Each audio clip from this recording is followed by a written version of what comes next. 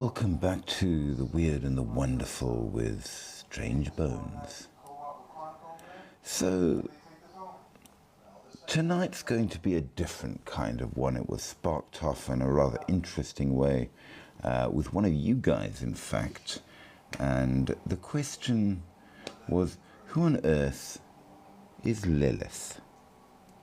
And what does that really mean for us anyway? So I had a little bit of research on the matter, and we've come up with some answers for you, and it's proved to be quite an interesting one, so stick around, and I hope you will enjoy, because I think this is going to be interesting. Might even be controversial. We shall see. So, as we get going, I'm going to remind everybody very, very importantly that on this channel we don't promote nor deride anybody's particular beliefs.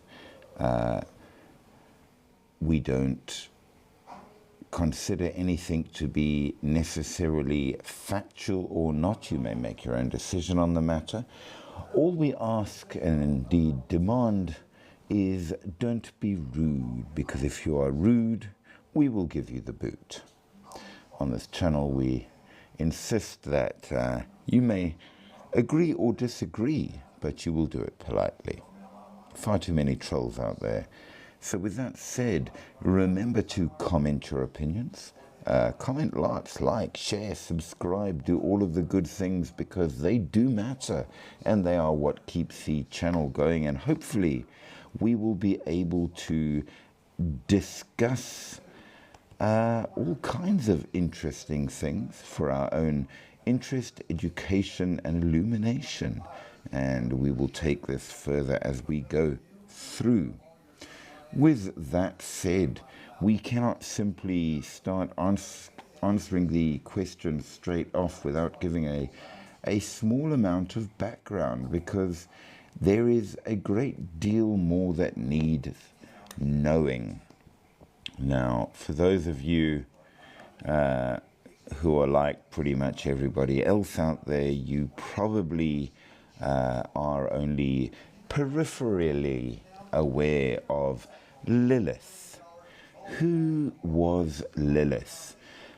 Many Christians and indeed others will tell you, and others, I mean Muslims and Jews as well, I believe, will tell you that Lilith was a very bad person, a demon in the end, which is a little confusing and requires explanation.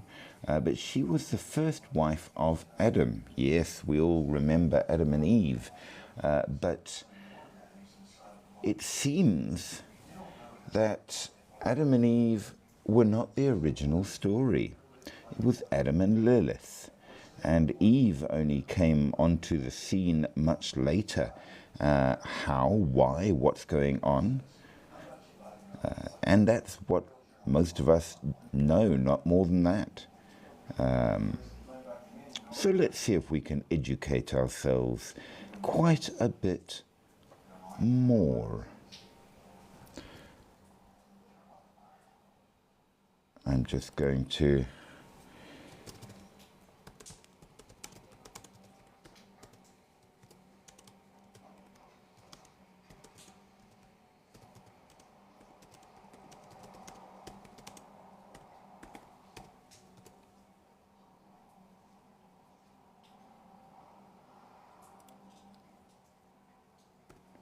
add in there, hey there, Adam. That's actually ironic. The first person on the live tonight, which is indeed about the history of Adam and Eve, is Adam. So welcome, I am Adam. Ah, that's beautiful. And with all of that said, kaboom, welcome, welcome. So, Lilith. Where does it even come from? Well, Lilith comes from way back when, a lot further back than any of us usually go in our religious education, and we are heading right the way back to Ancient Babylon. Spooky, welcome. Welcome, welcome, welcome. How are you doing? I hope that you are in fine and fabulous form. And yes, I have found some good things to answer the question on Lilith. So yeah. So thank you so much for the likes. Remember guys, likes are free and we need them. Comments as well. Gifts would be wondrous and subscriptions even better. So yeah, do put in on all these things so that we can keep the channel going. But with all of that said, let's get our guest onto the live so that we can start things up. There we go. Good stuff, good stuff. Good stuff, good stuff.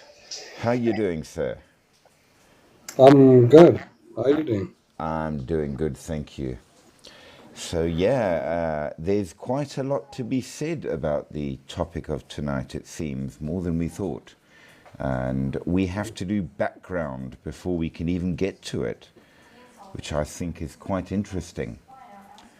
So hopefully it will give you good answers, but maybe more questions.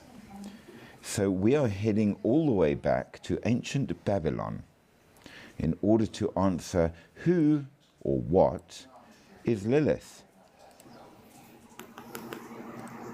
You did indeed get first comment. That is very cool. The first person to pass through, interestingly enough, was called Adam. That made me laugh a great deal. Okay. Well, I mean, you can't talk of Lilith without talking about Adam. And yes, I have a cat. Apparently, this is part of the live. This is Munchkin, who is interested in attention, apparently. Nope, she's not interested anymore. There you go. So was Adam created before Lilith? Ah, interesting. They were created together. Adam was created before Eve, but Adam and Lilith were created together, according to the Christian story and the Jewish story. But Yeah. we need to go all the way back to Babylon and talk about the Utuku, the demons. And the demons were mostly malevolent, non-human spirits or monsters, often embodying chaos, natural forces, or disease. Unlike modern concepts of absolute evil, demons in ancient Babylon weren't. They were more the embodiment of chaos or natural forces or things like disease. So not necessarily evil. Some could be protective. Some could just be. They were just things, usually residing in desolate places or in the underworld. They were generally fairly monstrous, often animal-like. They were never human. This is important. They caused misfortune, nightmares, illness, death, and all the rest of things. And there was quite a lot of them, just so as you know. There was a definite sense of, if you were an ancient Babylonian, you had to contend with a heck of a lot of demons. Now, they were grouped by function. So there were the Gala, who dragged mortals to the underworld. There were the Lilu, spirits of the wind, and the 7 evil tempest spirits and more. Now, remember the Lilu, because they will come back. Now, some of them were depicted as chimeras, and a chimera is a creature that is made up of varying other forms. So, Lamashtu was a child devourer with a lion's head and donkey's teeth.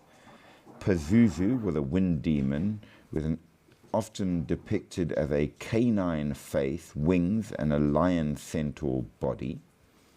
And the purpose basically was to cause bad things, be dangerous, or be protective. So they sort of did a number of things.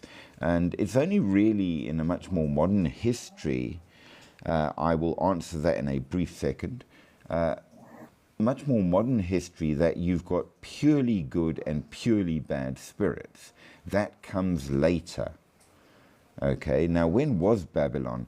Babylon were the peoples that existed before you had things like the Jewish civilizations. They started before Egypt became a thing, and they ended when Egypt became the main spot. So we're talking really quite a long time back. Let me see if I can pull up my dates. Now, remember, very importantly, Lilith was cursed for other reasons. So keep that in mind.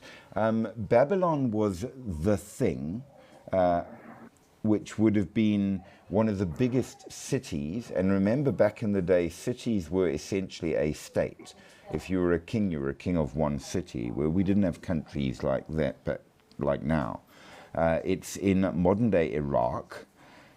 It was an independent power in two important periods. Old Babylon, about 1894 to 1595 BC, and then the New Babylonian Empire, which was around 626 to 539 BC. It was most powerful under Hammurabi, 1792 to 1750, and later under Nebuchadnezzar II, 605 to 562 BC. But then it fell to Persia. So the Persian kingdom overtook the Babylonian. Founded around the 3rd millennium BC. It was a small city in the Akkadian Empire, but then became bigger and bigger and bigger and more powerful. So Cyrus the Great of Persia was the one that wiped it out. But it still, well, wiped it out as an independent kingdom. It still remained an important place. And of course, because of its importance, it affected, I would say, all Middle Eastern religions and cultures to a certain degree. Now, before we get to Lilith, we must also say that many demons are associated with specific gods. So the 7 evils were the children of Anu, or E, and served to execute divine will quite often. Now, you had very specific examples. As I said, you've got Pazuzu, you've got Lamashtu, you've got the Galu, and you have Sulak, a demon who laid in wait in lavatories and caused paralysis and strokes, which just sounds deeply worrying right off bat. So you had a lot of demons. Now, you ask, are we all children from Adam and Eve? Well, depends on your religion. She wasn't made from a rib, and that's the kind of thing that caused the problem. No, I'm asking, didn't she get a rib stud? She didn't get a man from her rib, but Adam got a woman from his rib. Well, she was left alone and she couldn't reproduce like Adam could. Well, she kind of could, but, and we're going to get to that. there were a lot of issues, and the issues were fairly awful, to be honest. Now, we are supposedly all children of Adam and Eve. However, So Lilith, no children. oh, Lilith had many children. That's part of the curse. So, we want to focus on a particular demon, Lamashtu. And the reason we do is because Lilith seems to be taken from the Lilitu combined to a certain degree with Lamashtu. Now, Lamashtu was a Babylonian and Mesopotamian demoness known as the daughter of heaven, who preyed on pregnant women, infants, and mothers, causing miscarriages, disease, and death, especially cot death. She was very much feared, requiring protective amulets and spells, especially those of the demon Pazuzu, which would ward her off. So she was female. She had a lion's head, bird-like talons for feet, and long fingers. Often shown with bare breasts feeding a dog or a pig, both of which were considered to be lesser animals, so it showed that she was bad. She snatched babies and ate them and drank their blood. She was the one that was most responsible for infant mortality, and this is very important because you will see when we get into the Jewish view of her, which is where the Christians get her view from, and indeed so does Islam, this shows up. So hold on to your thinks, it will be brought forward. Now, because she was viewed as a fairly relentless force of nature and not a god to be worshipped, she was appeased through magic, but she wasn't prayed to. And many pregnant women would use the demon god Pazuzu's amulets to ward her away. However, she is still a daughter of heaven and therefore holy, which is kind of weird but also important. Now, out of that, we then get the Lilitu.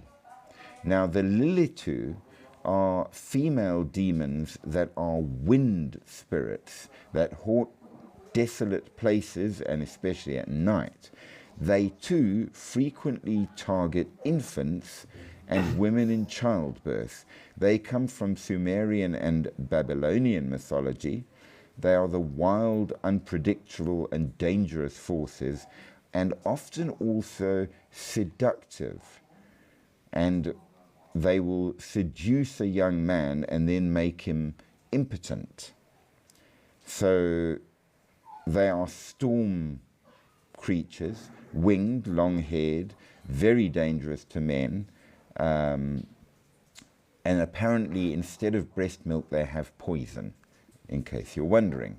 Now, the Lilitu, influenced by Lamashtu, eventually became Lilith in Jewish folklore, where when Adam was made, he was made, as we know, from mud, from earth.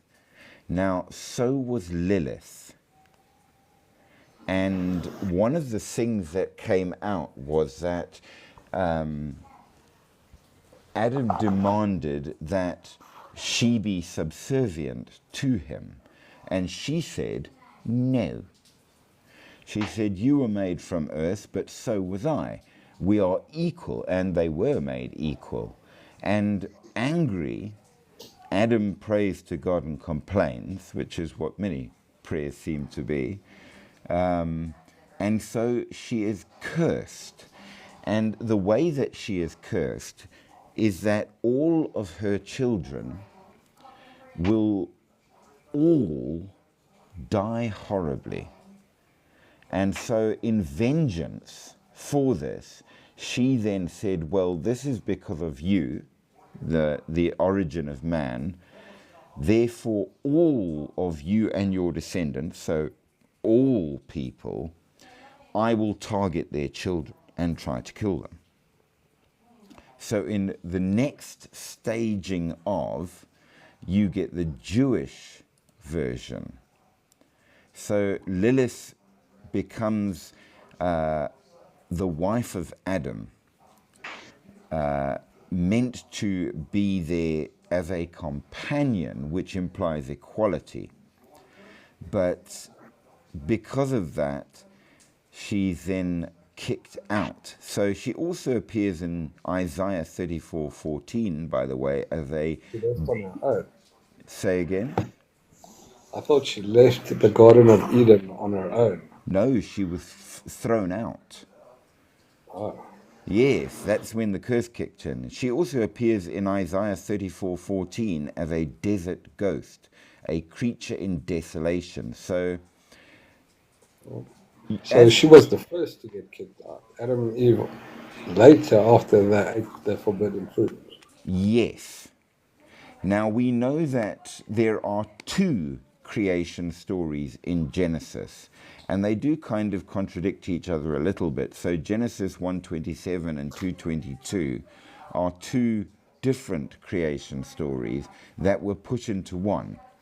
And so Lilith was created alongside Adam in Jewish mythology from the same dust.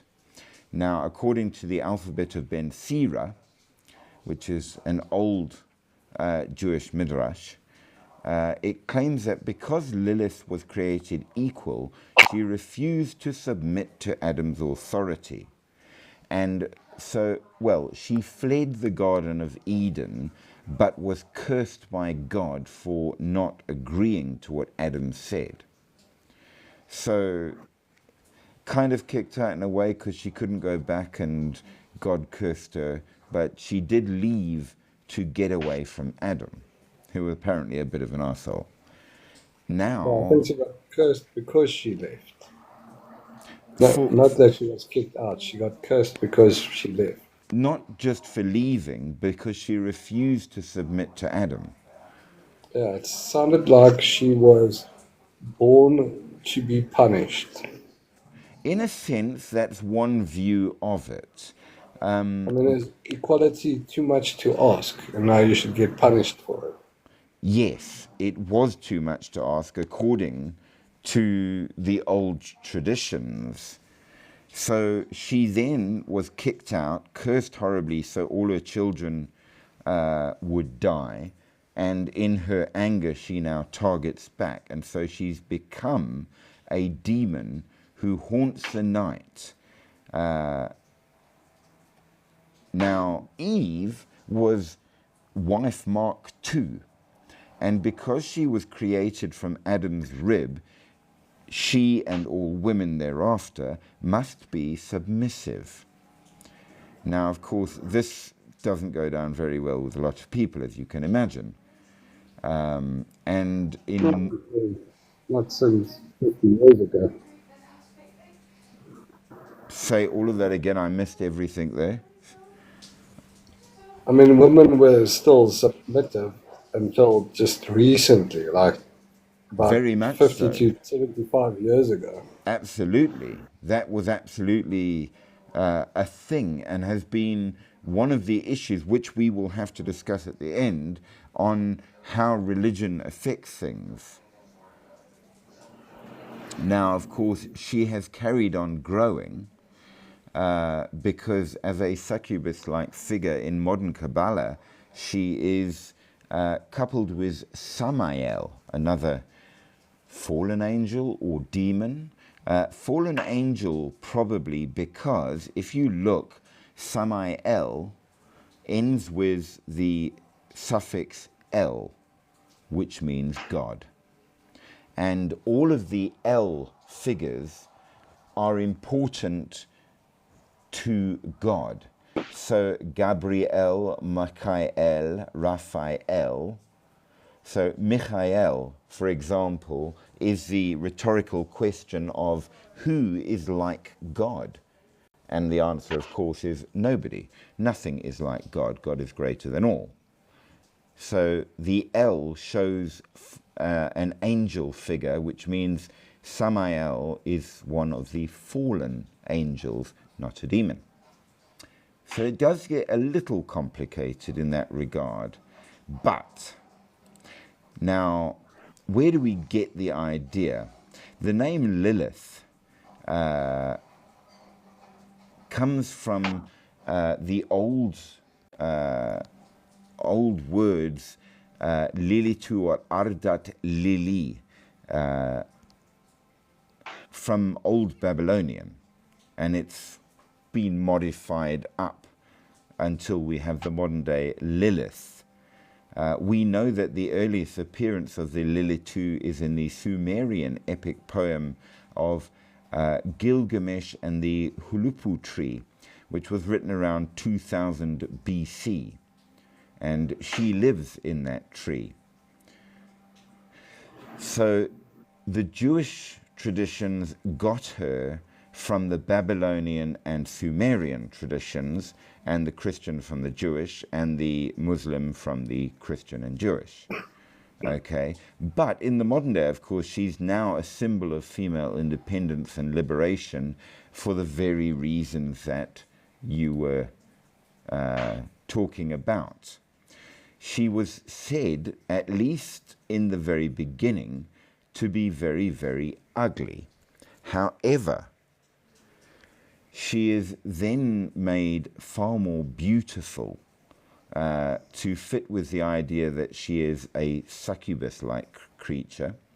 Now, according to certain midrashes, she is banished from the Garden of Eden for disobeying Adam. Others say she just ran away on her own and was cursed afterwards for running away from Adam. We know that the Lilith in that form comes from the Hebrew word stem that comes from the book of Isaiah.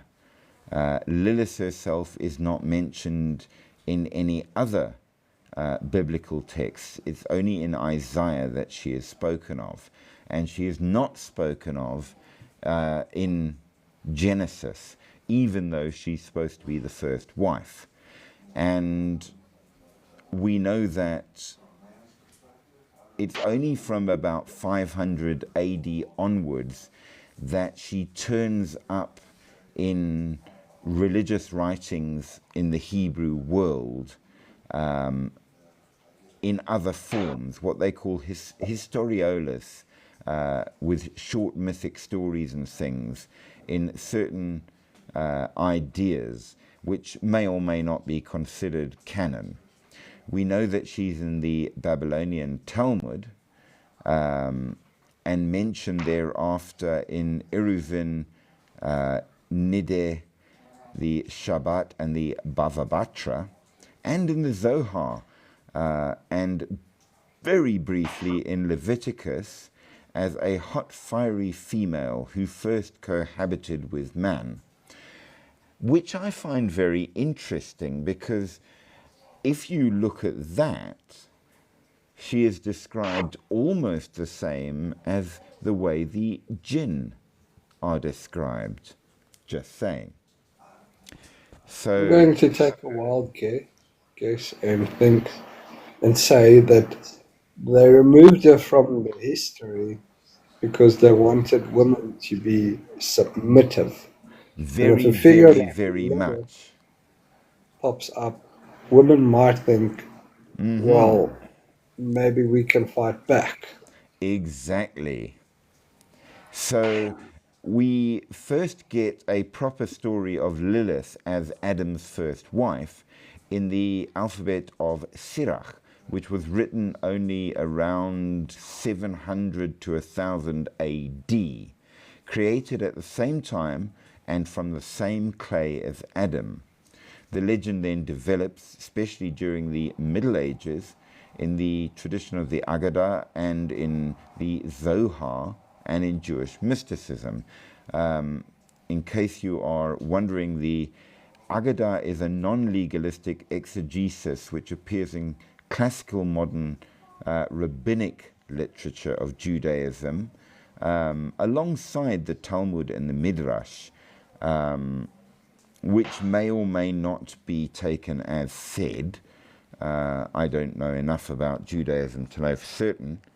The Zohar, of course, is the foundational work of Kabbalic literature, which came much later, and is a group of books that include commentary on the mystical side of the Torah and the scriptural interpretations, as well as mysticism and such, which again may not necessarily be considered canon.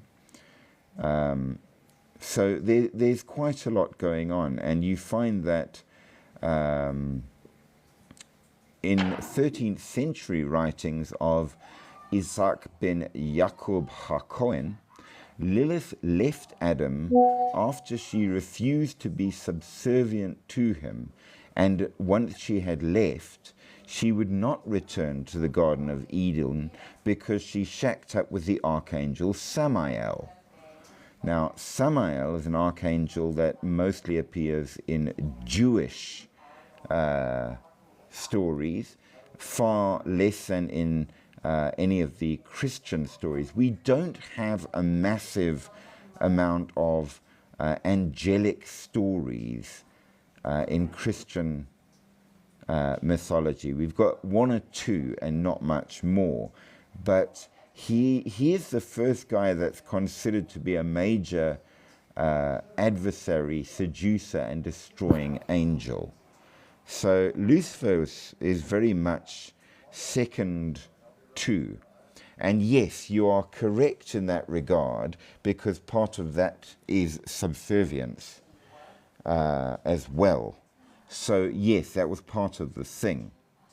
Now, Lilith then becomes very popular because she's considered to be important as to why women must do as they're told and not get too uppity. The man is in charge, and so she is reduced into a kind of demon, a night creature, a night hag, or possibly, and this is very interesting, a screech owl.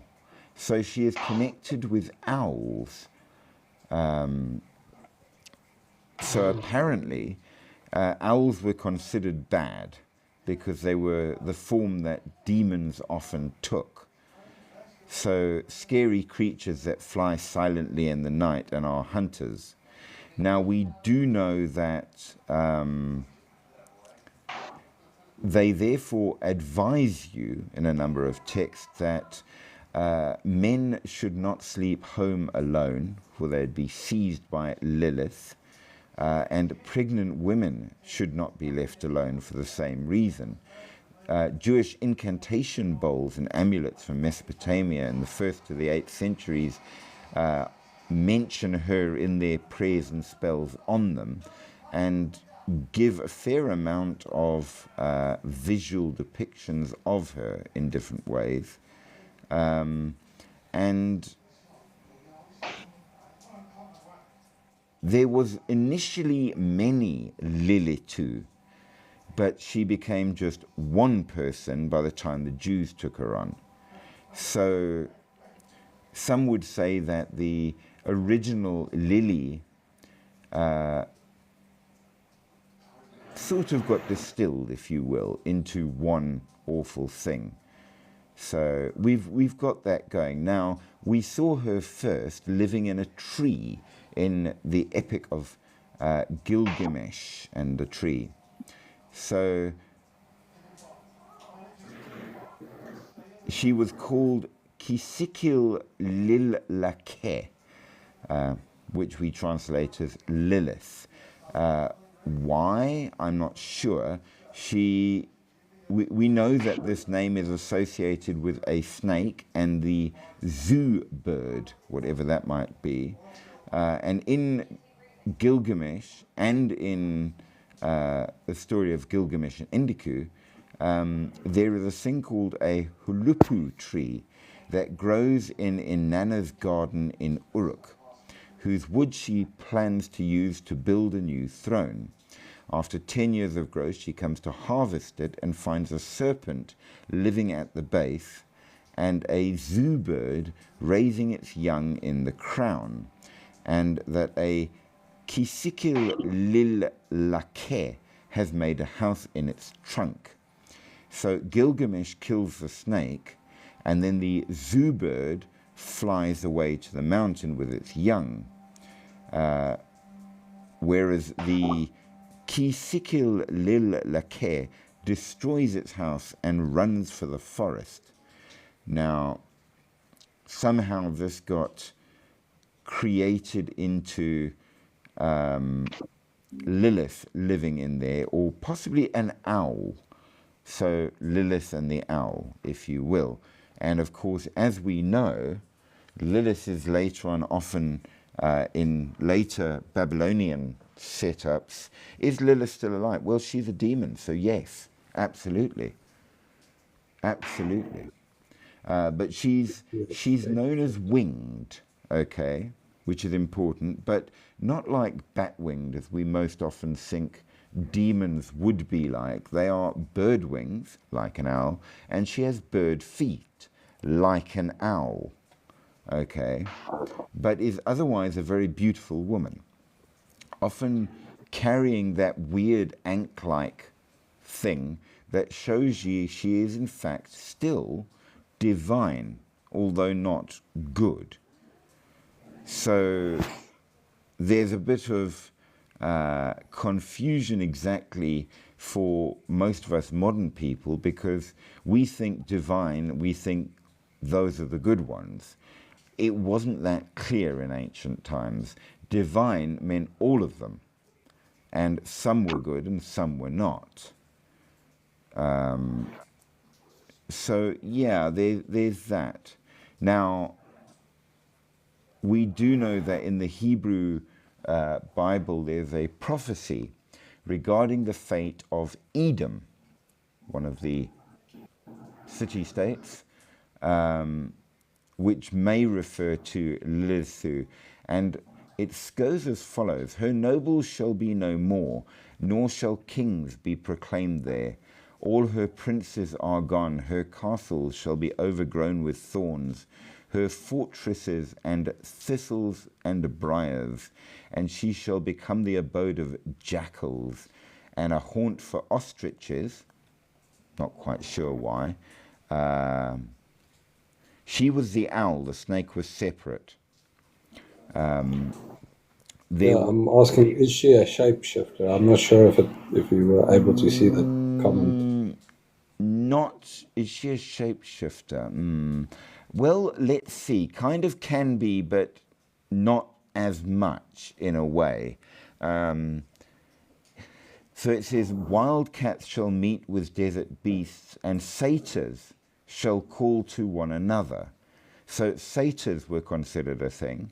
There shall the Lilith repose, and find for herself a place to rest. There the hoot owl shall nest and lay eggs and hatch them out and gather them in her shadow. There shall the kites assemble, and it then goes on and on and on. So we now have a holy tree that was in a holy garden, wherein in it you've got an owl or a Lilith, a snake, and a zoo bird, whatever a zoo bird might actually be. And the owl is Lilith. So she can at least change into an owl and a beautiful woman. So we've got that going. In the Dead Sea Scrolls, found in Qumran, there are fragments of Isaiah that are not part of the standard. And the creature is referred in plural as Liliot or Lilioth, as if there's more than one. So, not too sure. So the Jewish exiles in Babylon, we do know that they were there for a while, absolutely would have been influenced and brought that in before they then moved off. Deutero-Isaiah, a later part thereon, from the 6th century BC, was influenced, of course, by the presence of the Jews in Baghdad, which is about 60 miles north of where Babylon was, and would have been at the time. So there was an absolute version thereof. Now, once the Bible was written down, it was translated. And you find in the Septuagint, which is the Greek version, translated from the Hebrew to the Greek, it translates both the reference to Lilith and the word for jackals, or wild beasts, as onokentauros, making them more or less the same thing. So wild animals and Lilith were considered the same. So when you read the Septuagint, instead of reading the wild cats or desert beasts meet with the jackals or island beasts, the satyr crying to his fellow, the Lilith or owl resting there, they are all just translated as the satyr as demons, and the jackals and beasts and Lilith as onocentaurs and meeting. So the demons and the onocentaurs meet. So you can see you've got a bit of a broken telephone. She's not said to shapeshift into a snake. Well, I've got something here that says, when cornered, she attempts to escape by transforming into an owl and then a snake. An owl for certain. As a snake, she could apparently, because she's said to be magical at the very least. But we do need to keep in mind that there's a snake, as in just any snake, and then there is the snake, which also comes out at this time. Hey there, Emperor's son, welcome, welcome, welcome. And the snake refers to a specific snake, not Lilith, and we mustn't confuse them. So the snake in the Garden of Eden wasn't Lilith. It was Well, if I was Lilith, I would totally prank Eve. Well, there is that as well. We know that in the English Bibles, Lilith is then retranslated from the Latin, which was a translation of the Greek, which was a translation of the Hebrew, into Lamia.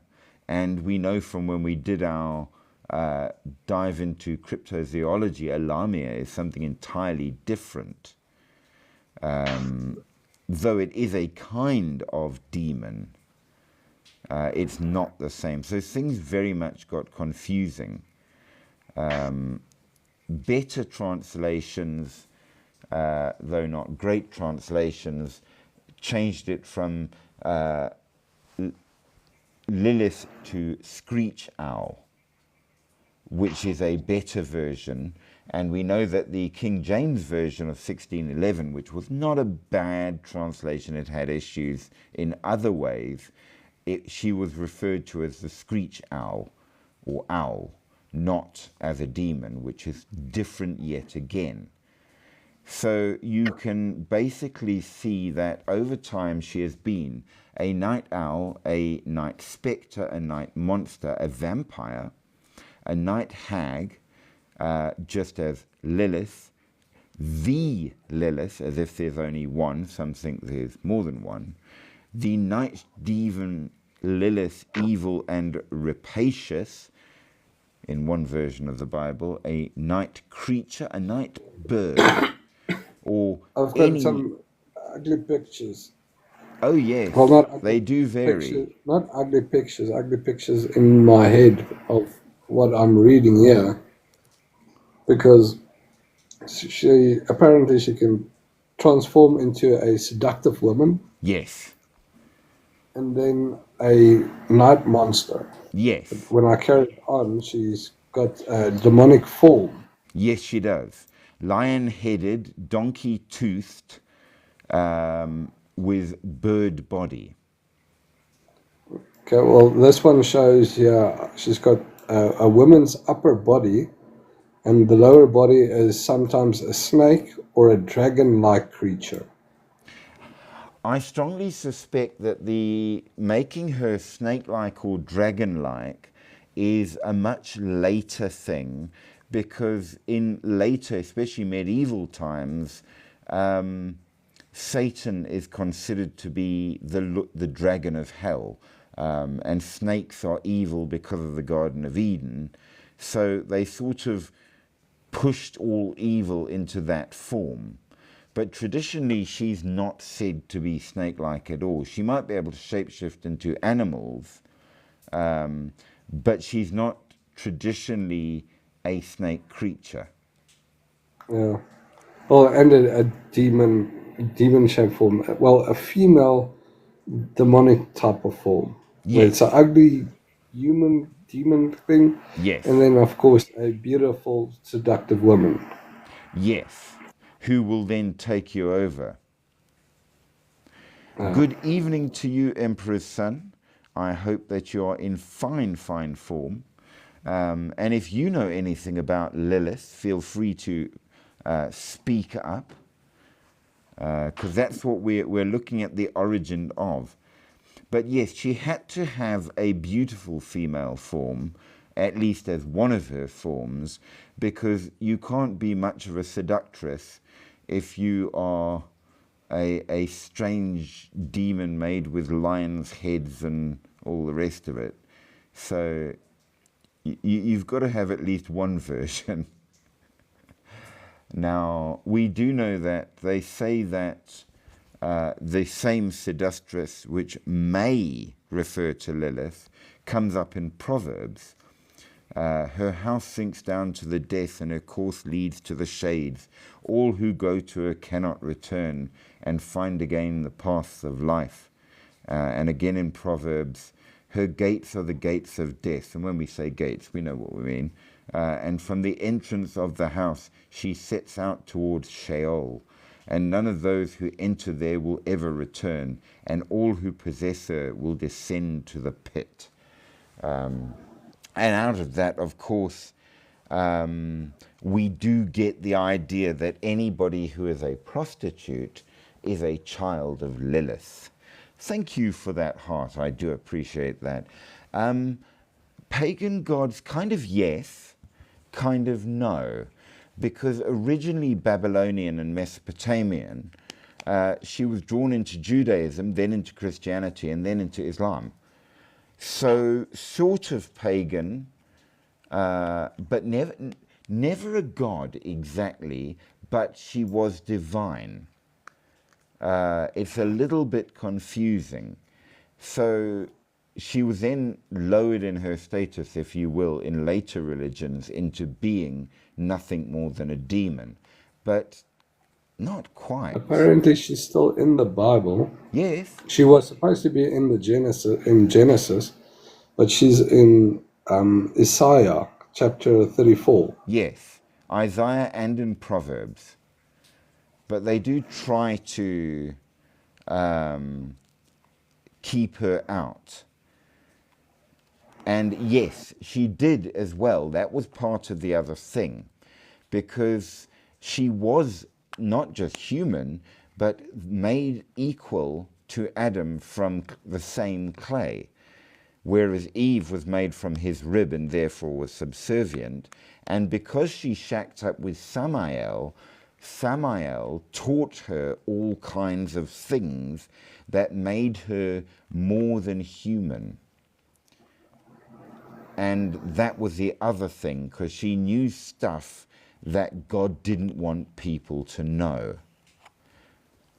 And that was the other problem, if you will. Now, we then get a bit harsh in this. In some of the other Jewish writings, where an abortion has the likeness of Lilith. Its mother is unclean because of it. So you can see that they definitely didn't think much of that. Yes, absolutely you can. We are very keen to hear you, Emperor Sun. We know that in referring to the curses of womanhood, she grows her hair like Lilith and sits when urinating like an animal and serves as nothing more than a bolster for her husband. So apparently they didn't have a lot of good things to say about women. For a pricking sensation, he should bring an arrow of Lilith and upturn it and pour water on it and drink it. Alternatively, he can take water of which a dog has drunk at night, but he must take care that it is not exposed. So if you've got pins and needles, you take an arrow of Lilith. I don't know what an arrow of Lilith might be, and neither does anyone else much. And we see a guy saying, I saw Horman, the son of Lilith, running on the parapet of the wall at Mahoza, and a rider galloping below on horseback could not overtake him. Once they saddled him 2 mules which stood on the bridges of Rognag, and he jumped from one to the other, backwards and forwards, holding in his hand 2 cups of wine, pouring alternately one to the other, and not a drop fell. And this was the day of they mount to the heavens, and they go down to the depths. And when they reached the house of the king, they killed him. So there you go. Liliths are dangerous. Send me a voice note. Yes, you are welcome to do that too. And thank you. We have reached our live goal. That's rather nice. So, as you were saying earlier, not only is this all about Lilith being bad, it's about why women are bad and therefore not as good as men. So we absolutely do see that. And we see then in the later Midrash Rabbah and in the Genesis Rabbah, they say that God proceeded to create a second Eve for Adam after Lilith had to return to dust. However, it's a little difficult to translate exactly what they mean in that regard. So they talk of the first Eve and the second Eve. And so Lilith would be the first Eve in that regard. Questions? Ask. Okay, so previously you said Lilith, she attacks men if they are alone and infants or pregnant women. Yes. These are the things that must be afraid of her. Now, does she do that because she is cursed, or does Yes. she do that because out of willpower? She does it in revenge for being cursed, because the key curse that was put on her was that all of her children would die. Okay, so now she kills children. Yes. And they then say that even because of what her curse and her actions, she kind of is forced to kill even her own children, which sounds a bit twisty round, but yeah. Yeah, it does. So basically what they are getting down to is, if you're a woman, you must absolutely do as you're told. You are subservient, and if you get uppity, you're like Lilith and therefore cursed, which you can see as a very political thing. Hey, Karina, you've come just in time to maybe defend the rights of women. Hee hee hee. So yeah, it's clearly a serious thing, and Lilith becomes the one that they use um, to sort of show why you'd better be a good woman.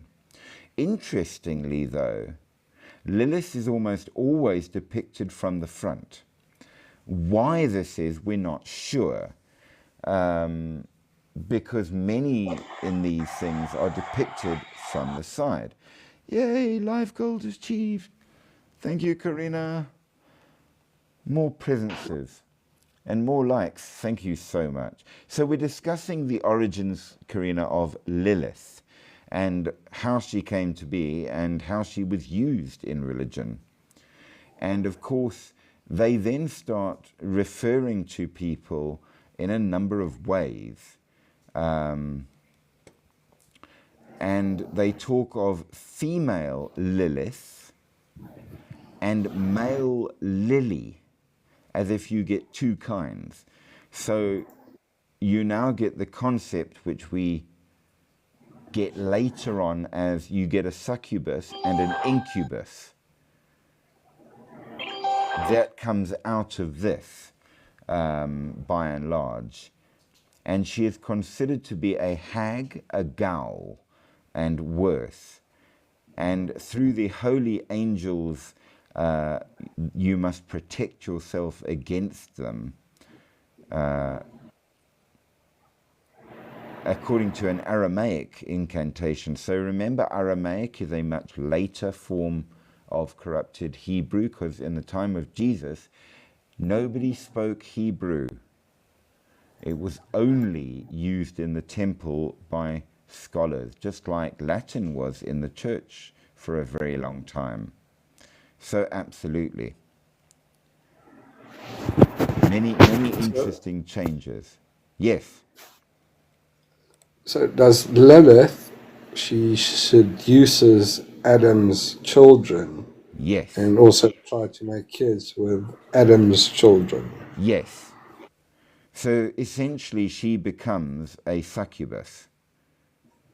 And an incubus is the male version of a succubus. So does she have any children herself? Yes. All of which die in one form or another. Okay. Because that's the curse Sometimes from she God. kills them. She's forced to. Okay. But she doesn't have the same curse as Adam, thus No. she's still alive. Yes. And here is where the important difference comes in. So, in the Bible, the reason Adam does not live eternally is because, like a bad boy, he listened to Eve and ate the apple. Now, Lilith got kicked out of the garden before the apple. So she is still immortal, as we were supposed to be. And all the kids she gets are not immortal. They are cursed. They are fully cursed. Okay. Otherwise, I might have been immortal right now. You could have been, but it's not her fault. It's Eve's fault. Again, the women are blamed. And Adam only by listening to Eve became blamed. Well, Eve was not being bad. She was just listening to the snake. Was it her fault if it's not Adam's fault? Well, he was listening to her. She was listening to someone else. But they had been told by God not to. And therefore it's a sin. Oh, wait. Eve tricked Adam to eat it. Said, here, eat it. But he knew where it came from, and he knew God had said don't. So he shouldn't have listened. He wasn't being a bad boy. He was. So he should have said to her, no, no, no. Now that leads to an interesting question. If he had said no, because Eve ate of it when she got it from the snake, would that have meant men would be immortal and women would not? Well, if Eve was probably not punished then. Otherwise, if I was God and Adam did in fact say no, then I would say, okay, Adam, you're going to lose another rib. There's that. There's that. An interesting point. Now, when they give the early stories, which bear in mind are written much later, or at least written down much later, there is a distinction. Part of the problem is that Lilith is made with Adam because God says when he makes Adam and Eve, you are going to be my two. But then afterwards, she's kicked out and Adam's left there. And in the second creation story in Genesis, God says, and now it makes sense, it is not good for man to be alone, because Adam wasn't alone initially. So because Adam and Lilith fought, and Lilith said, look, we were made the same way and we're equal, I'm not submitting, therefore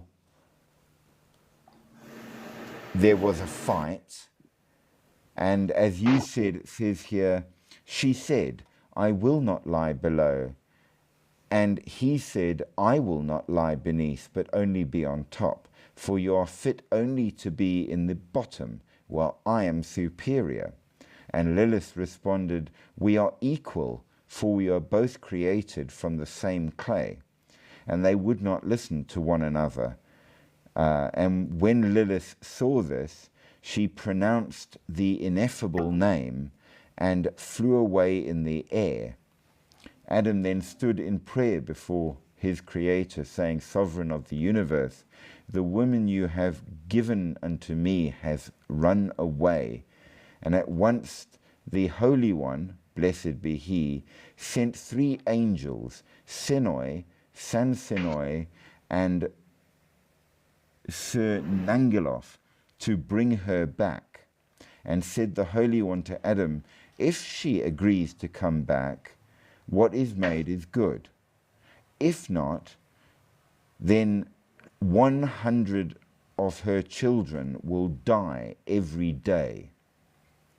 And the angels left God and pursued her, who they overtook in the midst of the sea, in the mighty waters wherein the Egyptians were destined to drown, so the Red Sea. And they told her God's word, and she refused to return. And the angels said, we shall drown you then in the sea. Leave me, she said. I was created only to cause sickness to infants. If the infant is male, I will have dominion over him for 8 days after his birth, and if female, 20 days. When they heard Lilith's word, they insisted she go back. But she swore to them by the name of the living and eternal God, whenever I see you or your names or your forms in an amulet, I will have no power over that infant. And she agreed to have 100 of her children die daily. According, every day 100 demons perish. And for the same reason, we write the angels' names on the amulets of young children. And when she sees their names, she remembers her oath, and the child shall not die. So there you go. 100 of her children dies daily, which seems a bit harsh in that regard. Now, of course, that went from the Jewish into the Christian, whereupon it got taken even further. And then after a certain time, because we know in the middle sort of time of the Middle Ages, they were hugely into evil and devils and all the rest of that kind of stuff, because that was the thing. But then it became not good to talk about it. And so pretty much all things were cut out of teaching. When all the saints were considered bad. And you had the Reformation, and you had the issue between the Protestants and the Catholics and all the rest.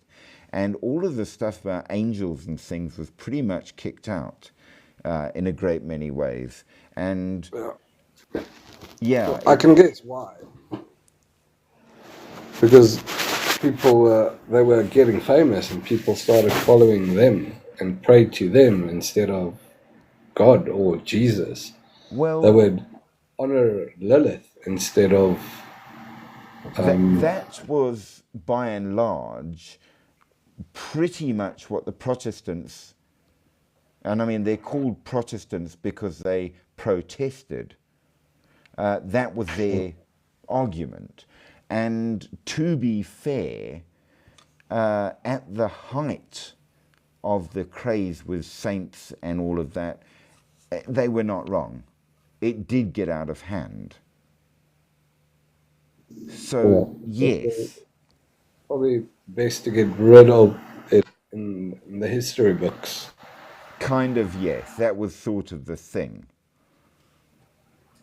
Now, of course, as things got mixed up, you then had to put her somewhere. So just as in heaven you have God and all of that stuff, on the other side you have the head demon, Asmodeus, and Lilith becomes his wife, because people put things together like that. And then, of course, she is the incarnation of lust, the child killer who strangles helpless children, even in the womb at times, and it gets very witch-like. And so, of course, she's now considered to be like the queen of witches, which, as you can imagine, was well used in the time of the Malleus Maleficarium, for all of the above reasons. So, yeah, it She's became an evil. issue. And she shouldn't actually be punished. She should just see a psychologist. Well, in the modern day, things are now turning all the way around, where they're saying, no, this was just a way for men to use religion to force women into subservience. And in fact, it's completely wrong. And Lilith is simply a symbol of a woman having a point of view, and screw you men, which Yeah. is in many ways not She's a unfair. feminist. Yeah, you know, And it's a reasonable argument. yeah, and I feel like she's got the right to do so. Exactly. But now, if you said that back in the day, you'd probably have been beaten for it. Yeah. It's just not right. You know, everybody Seems knows. like God is also sexist. Well, therein comes something that we will get to at the end. We've hit live goal again. I think Karina's having fun with her phone and being very, very kind to me, and I appreciate that massively. Thank you very, very much. But yes, the dangers of religion, which we will talk about right at the end, because obviously we want to finish on Lilith in general first. Now, interesting in Kabbalic circles is that Samael is said to have 4 wives. Now, as you know, Lilith was the first who shacked up with Samael, the angel. He also had Nama, Ashes, and Agrat Bat Mahiat. Each of them are mothers to demons, and each has their own hosts and unclean spirits in number.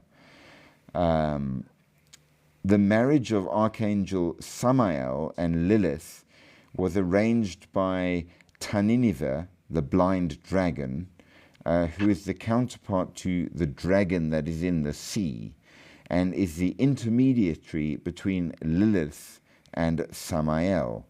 The blind dragon rides Lilith the sinful. May she be extirpated quickly in our days. Amen. And the blind dragon brings about the union between Samael and Lilith. And just as the dragon that is the sea, Isaiah 27:1, has no eyes, likewise the blind dragon that is above, in the likeness of a spiritual form, has no eyes or colors. So you can see that they've taken the original stories and made them even more detailed. Now, the marriage between Samael and Lilith makes for what they call the other god, the angel They got Satan. married? Yes, they got Oh, married. Of course, they got married so that they could fill the earth with evil. So, to prevent Lilith and Samael's demonic children from filling the world, God then castrates Samael. Okay. damn. So, at this point, and now God does this to a couple of things, because this shows in the Talmudic myth as well, where God castrates the male Leviathan and slew the female Leviathan in order to prevent them from mating and therefore filling the earth with their offspring and destroying it utterly. Okay, so now they can't have children as a couple. So then Lilith, who can no longer fornicate with Samael, sought to couple with the men of Adam, which then goes to show that she's now a problem. Yeah. So the stories grow and grow and grow and grow and go on. But the original idea, at least in Judaic views, is she was the rejected wife. Now, this is taken forward into modern Jewish feminism. You were going to say the same thing? No?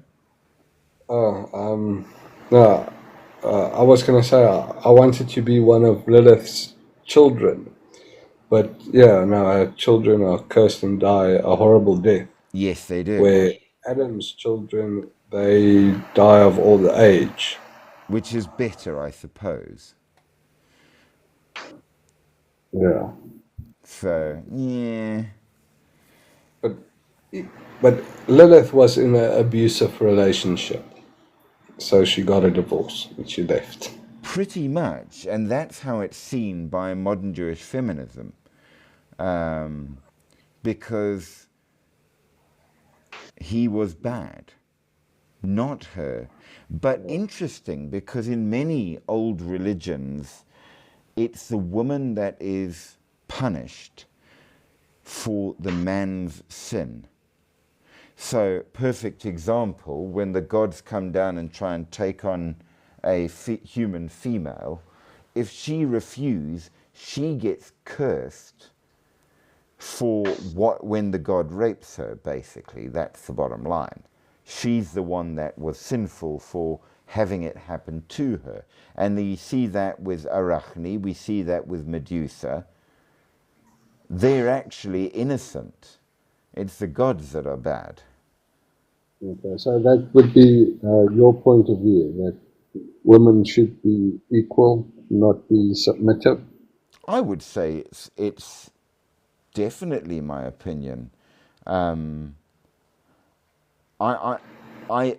biggest problem with modern feminism is that it's gone too far, insofar that because of what you did in the past, we must now be the ones in charge.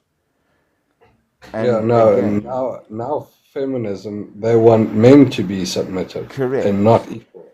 And it's like I keep coming back to, and I think we both agree on this, it's equilibrium that we need, a balance. That's what But makes things work. my opinion would be that there should be equality up until a point. Because I'm going to say there is places where women do not have a place. Such as?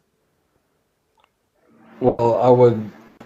Well, I'm more of a conservative, so I would say sometimes men should take charge in certain situations where women should not be. Well, um, I would say that one of the things that we struggle with in the modern age is the idea that you can be different and equal. And you might be better at one thing, and I might be better at another thing. But it doesn't change the value or equality. It merely means that you might be better at one thing and I'm better at another thing. Yeah. And there is no equality between men and women. Men are built different and women are built different. Well, you see, our biggest mistake is assuming that equality means same, and it doesn't. We So, can say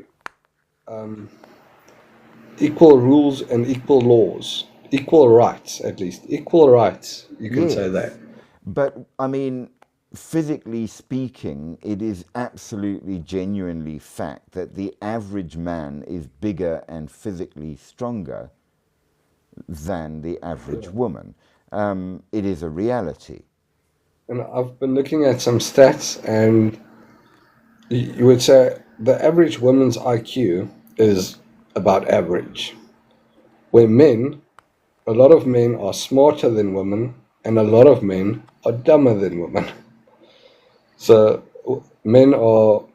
the men's range in IQ differs a lot between women. Women are basically the same IQ level on average, but I, men you get men with a lot of high IQs, and you also get men with a lot of low IQs.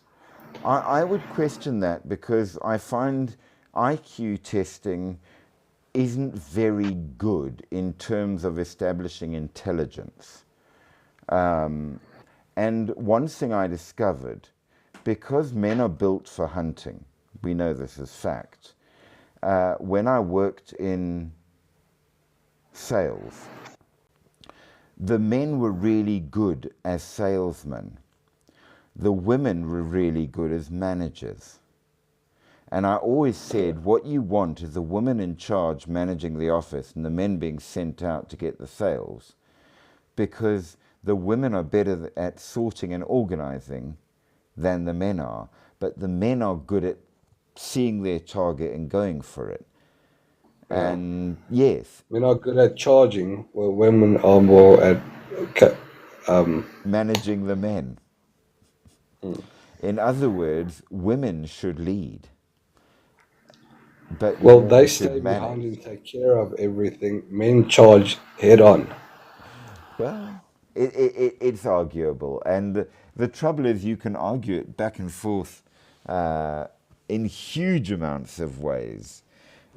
And really and truly, we're discovering that IQ alone is not enough. You've got to have EQ, and then there is other versions. And it's like I've said before, we focus on like, in order to be a great person, you must be physically this.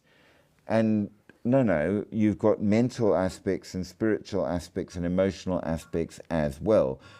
Highlighting only one in imbalance doesn't work.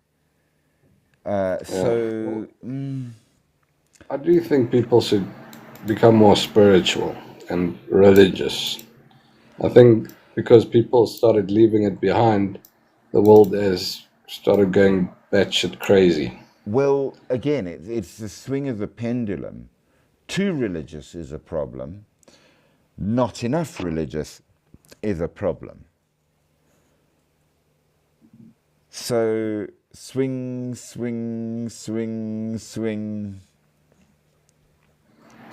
So you've got that sort of issue. Now, we do know that this definitely does affect other views. So we often will compare Lilith to the Greek Lamia, who was also a child killer, but was from the Greek mythology. Again, and here's your connection to how, because Lamia was human from the body up and snake from the waist down, daughter of the goddess Hecate. And she was cursed by Hera to only have stillborn children because Zeus had gone and had his way with her. So all of Lamia's children, except for Scylla, got killed as punishment for what Zeus did. You know, he didn't get punished, of course. And the grief made Lamia turn into a monster that took revenge by devouring everybody else's children. Same kind of idea in that regard. And of course, Lamia was slightly vampiric. So Lilith became vampiric as cultures shared their views and things. And it just sort of got worse and worse and worse in that regard. So the Jews say one thing, the Christians took it on and moved it further. It got kind of weird. Now, why do we care? Well, in many ways, Lilith is a power symbol. Okay? So who she is the symbol of whether or not we allow women a place. That's the thing. If you take her too far, she is vengeance on men, which also isn't a good thing. But then if you don't take it far enough, she's purely victim, which also is not a good thing. Again, equilibrium and balance. So she almost gets kind of dropped out of Christianity because of Protestantism, really, because they wanted to remove distractions from God. Now, is she a goddess? She was a goddess originally, in a way. She was a creature of heaven that we should have been in the original mythologies. Nowadays, not so much. She is a symbol of independence, autonomy, equality, whereas Eve is the good little stay-at-home that shouldn't get involved. Can you maybe tell me more about her curse? Because is her curse only that her children will die?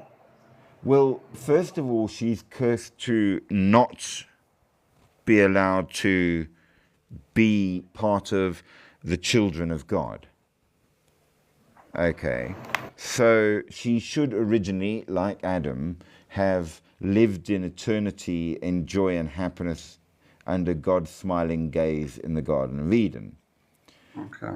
So Adam was also some sort of god, but then he got cursed and turned into a man just like us, who died from old age. But if he never ate the fruit, he would have been immortal. Yes, so not a god, a child of God.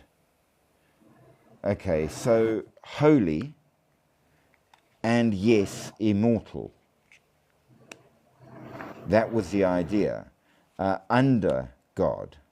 Now, of course, you also must keep in mind that there were many, many, many gods.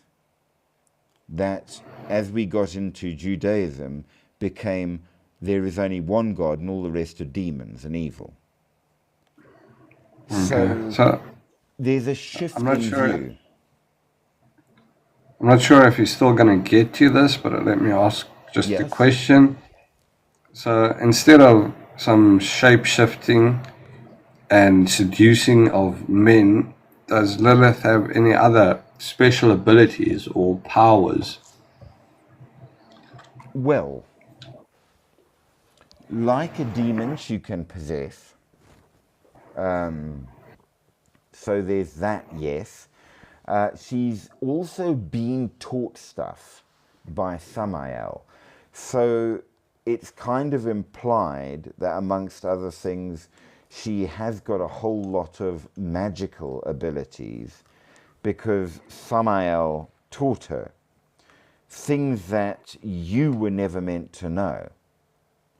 Which then, of course, means that there are those in the relevant esoteric community who've been like, well, maybe if we cozy up to her, she'll teach her stuff. So she gets sort of associated quite a lot with the pagan goddess Hecate, the goddess of witches who provides magical knowledge. And you see her turning up like that in the Kabbalah. So yes, varying abilities and skills and powers. And of course, she still doesn't die because she Okay. didn't So eat the she apple. gained all these skills through time, Yes. practice. Well, she was Okay. taught them when That's she why shacked up with Adam. Samael. That's why Adam, he doesn't have any of these abilities because he probably died young. Well, not young. He Correct. probably died from probably 1,000 years or so, but he didn't have enough time to master the art of all these things Lilith can do. Well, yeah, that, and of course, because he didn't go off and work with angels, so he got kicked out into the world where he started aging before he could learn anything good. Yeah. So, but then here's the next question.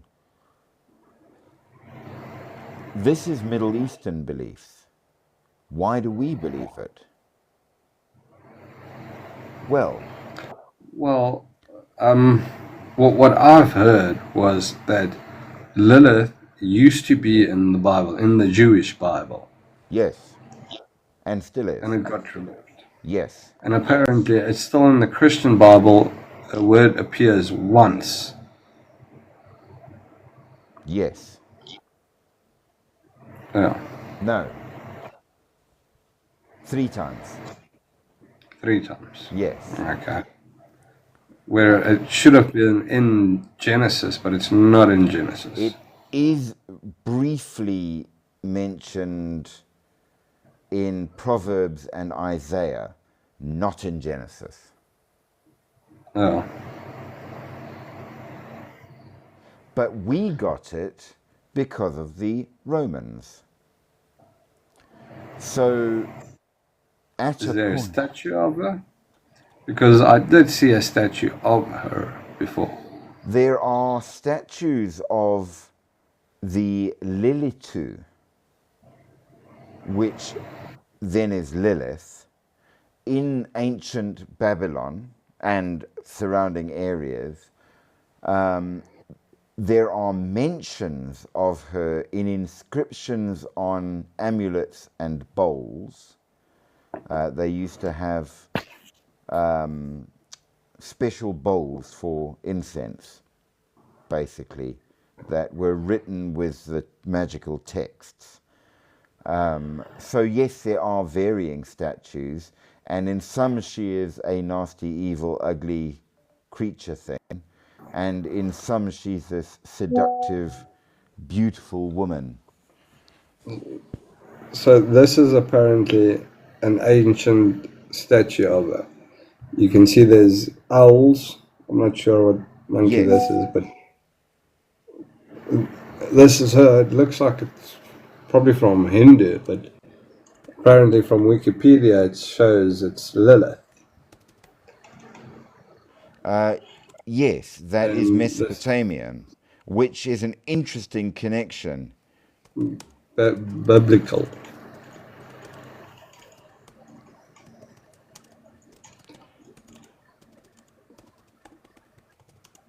And you notice what she's holding. No, what is this? So, in ancient Middle Eastern type stuff, those were symbols of holiness.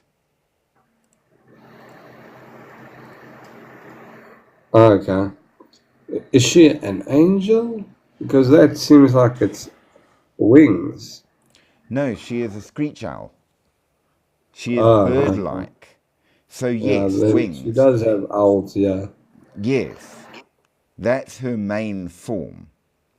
Now, remember Oh, that she's naked. Let me switch my camera off before TikTok complains. jumps up and down. But yes, so angels, as we know, angels derived from certain kinds of spirits in the Mesopotamian, Sumerian, Babylonian religions.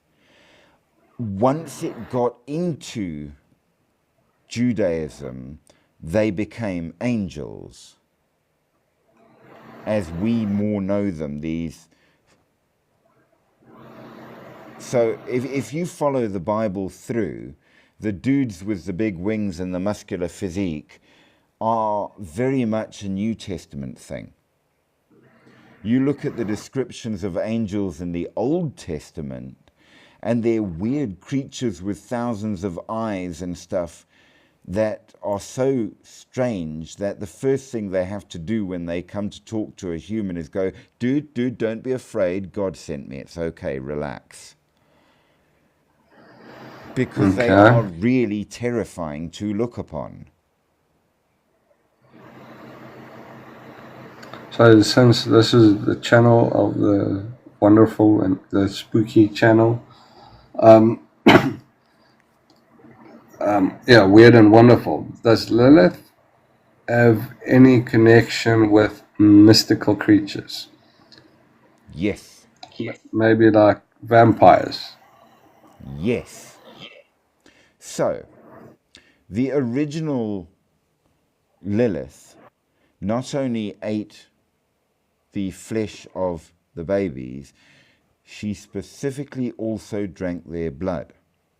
So Lilith is a kind of vampire.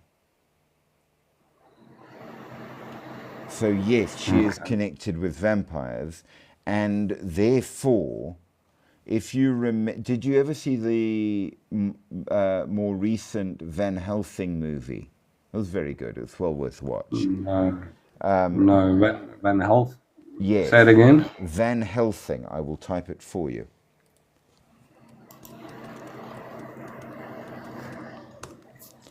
Now, in that, the main vampire has got 3 women that are his wives, a blonde, a redhead, and a brunette. And if you look at them, they are kind of the Lilith.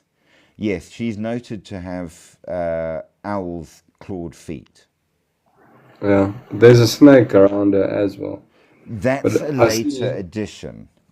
Yes, these those things. symbols as well. Now, you will find Maybe tell me them. more about these symbols and why is Lilith holding these symbols? Well, they are symbols of immortality and divinity. And you see them turn up in Egypt, in the Ankh, in Babylon, the gods have them. They are sometimes thought possibly to be maybe some kind of instrument or symbol of office. It's not really sure. So what is it with snakes? There's another snake. It's owls and snakes always with her. Not just her. Snakes are always associated with evil, and the main blame for that does, to a fair degree, come from way, way, way, way, way back when, because people have always found snakes to be very dangerous and distrustful because of their poison. So, wood And carving. yes, so as you can imagine, um, Yeah, that sorry wasn't about that. uh, Yeah, no, they don't like statues, no, they don't. TikTok. We must learn for future. We might speak of it but not show them, because unfortunately people are terrified of a stone tit. Yeah, But there you go.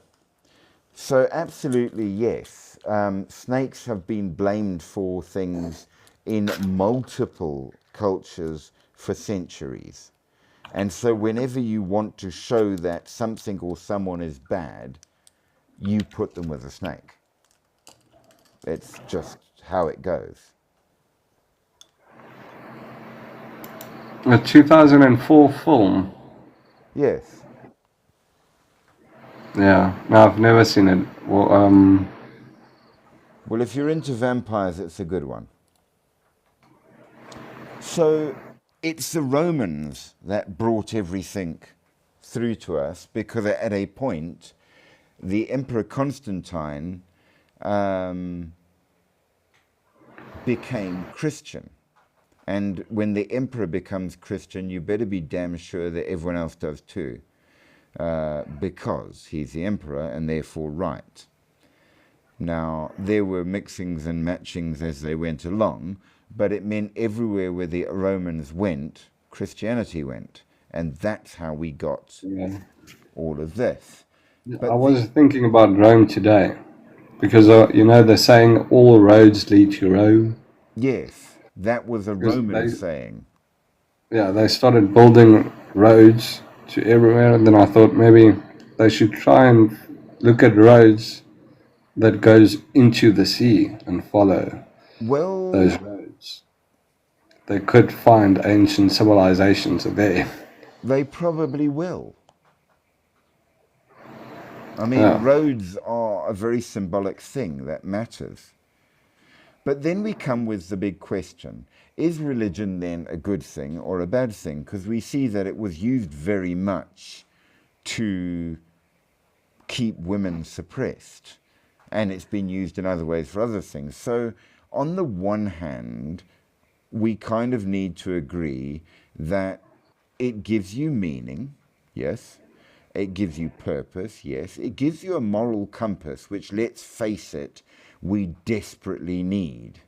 And in the modern world where there's far less religion, moral compass would go down very well because we haven't got one. It yeah. certainly Which provides, is very strange because people are actually moral now more than they used to be a couple of 100 years ago. in certain respects, yes. Or at least we've done the philosophy. So we are theoretically more moral, but in practice, not. Yeah, We would say that it certainly does provide comfort and hope. Religion does, that's fair. And it helps very, very much with mental and physical health, and does give you a form of identity. It allows community, belonging, social cohesion, social stability, a good foundation for culture, which is great. So, on the one hand, lots of good. However, on the other hand, when we unbalance, we find that there are problems. It they can, should not bring religion into politics or politics into religion because that's when wars start. well, yes. And to quote a Religion is a good thing, just don't abuse it or don't use it for your own purposes. very hard to do. If you read De Rerum Natura from the 1st century, he says, it is the same that religions that has bred the foul impieties of men and offers he says it offers far, gives great good, if you will. So, yeah, people say that religion is born of fear and ignorance and science must rule, but science doesn't give you the balance. Well, look at science today compared to they removed religion and now men think they can become women. Well, that's exactly the thing. Where's the science? I see people in courtrooms which were appointed to be the top health person there, but she can't even define what a woman is. And This she is says it. that not only women can become pregnant and stupid shit like that. But this is a thing. It's exactly the point. Religious intolerance means that people do awful things to others. We've seen that religion is used absolutely to oppress people in all kinds of ways. So it can be very bad. But then if you take it out entirely, as you say, we end up with godless people that will do just about anything and you get as much bad. So again, the balance is what works. Enough faith to be good and enough science to be sensible. I was going to carry on with the whole moral story that we are somehow more moral, but yeah, we do have criminals that would hurt other people, but in the majority, like a few hundred years ago, it was totally okay to beat your wife in front of everyone. Oh yes, as long as they use the right kind of stick. So many people have said religion incites violence, which is true in a way. And they say that religion is an attack on human dignity, which I think is pushing things. I think really, again, it's a matter of you know who actually said it best was Terry Pratchett. Okay. I don't know. Terry Pratchett is a comedic writer, but brilliant and really, really, really, really funny. And he said that the problem between spirituality and religion is the shell of the snail. And while the snail is in it, the spirituality, it's good. Because the snail is what matters. The religion is just its shell. But when you take things too far, the snail departs and you're left with just the shell, which is dead and empty.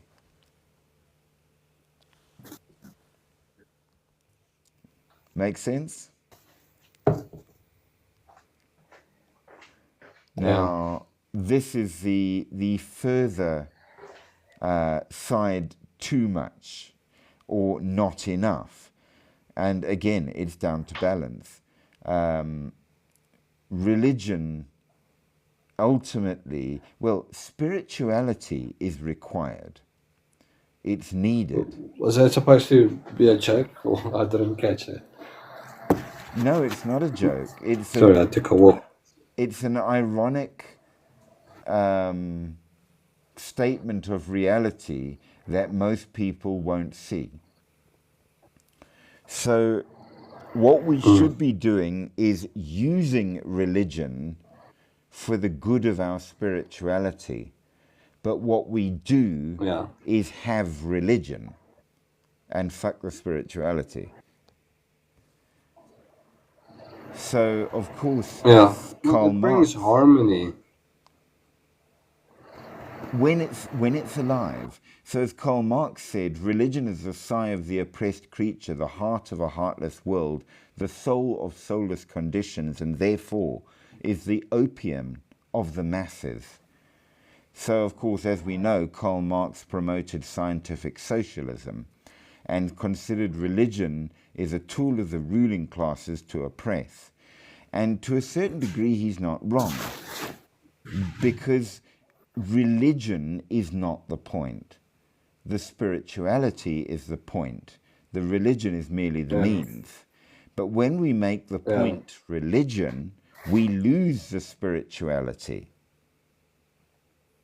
And therefore, everything falls apart. Which kind of makes sense. So we need the spirituality. We need to believe in something. It's part of our makeup as human beings. But what we don't need is a inflexible system that will, when it finds things that it can't handle, simply destroys them. And that's the balance. But it's hard to do such a balance, I think, in a great many ways. Oh no, you're buffering. There's an awful joke that if I were to tell you it about that, would get me kicked off TikTok and any other social media forever. But I'm thinking of it and I'm laughing. Nevertheless, but yes, that is the basic, if you will, about why did they do what they did? Sorry, I got disconnected for some reason. Because you're a bad person who does things like show statues. You see what happens when you show statues. Goodness gracious me. It really is like being in a preschool sometimes. When I logged back in, it also popped up with a warning. Yes, I am now restricted because you're here. It's on my name, so they're gonna punish me forever now if I go to anybody's channel and go live. They're gonna say, "Hey, this person is showing you." Because you're bad and you're looking at statues. Yeah. Young boys should not look at statues. It will drive you astray. TikTok's full of nonsense. You have no idea. But yes, again, the problem with, as with anything, a thing starts out good and then falls apart because we make it all about the rules and not about the reason for the rules. By law, I have my rights. No, but rights came as a result of doing your duty, which, when the rules were put in, was assumed because everybody did it. Now nobody does it, but they still want their rights. Yeah. It doesn't work. Religion is useless without spirituality. Yeah, no, it's pointless to learn religion. Yeah, but how many people will tell you, oh yes, of course, I am Christian. Okay, great. When did you last go to church? Oh, I don't go to church. Yeah. Well, then you're not a Christian, because the whole point of Christian is community and gathering and going to My pray. sister is very weird. She says she's a Christian, but she doesn't believe in the Bible. Which means she's not a Christian, because No. the whole point of that is that's the critical book. I'm not saying she's not spiritual. Yeah, no, she's spiritual, but she she's also not a labels Christian. herself as a Christian. No, But she's she not. doesn't believe in the Bible. But she is spiritual. I will say that. You see, it's But like not one of my problems religious. with many of the pagan groups, where they say, I'm eclectic, so I believe in the gods of this pantheon and that pantheon and the next. No, you can't. Because almost every single one of those pantheons you mentioned said that they are the truth and everything else is a lie. So are you calling them liars too? How can you believe in a God that's a liar? You're not thinking. Yeah. You know, either you believe in something or you don't. So I've got a sister that's spiritual but not religious, and I've got a mother which is religious but not spiritual. There you go. And the two are the perfect example of which way are we going. Now, I would ask you, who is the more moral? I would say both of them are. Yeah. Interesting. Yeah. So it depends, I suppose, on, do we think morality comes from law, or does law come from morality? And that's actually a lot harder Well, question. it's probably from upbringing. Well, upbringing enforces both belief and law.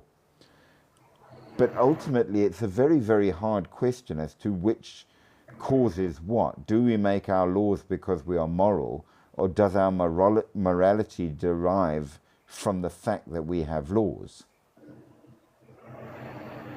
And the answer is both. I'm going to still claim it's upbringing, because if you go to certain countries in the Middle East where children are born with machine guns, they've got a different morality, and they even I might didn't be say more what spiritual. morality. I didn't say what morality. So the upbringing teaches both morality and law.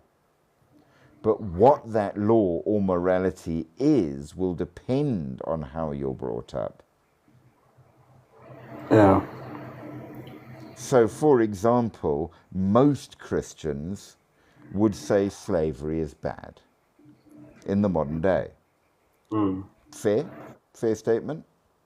But we know that in the Bible, Jesus said slavery is fine.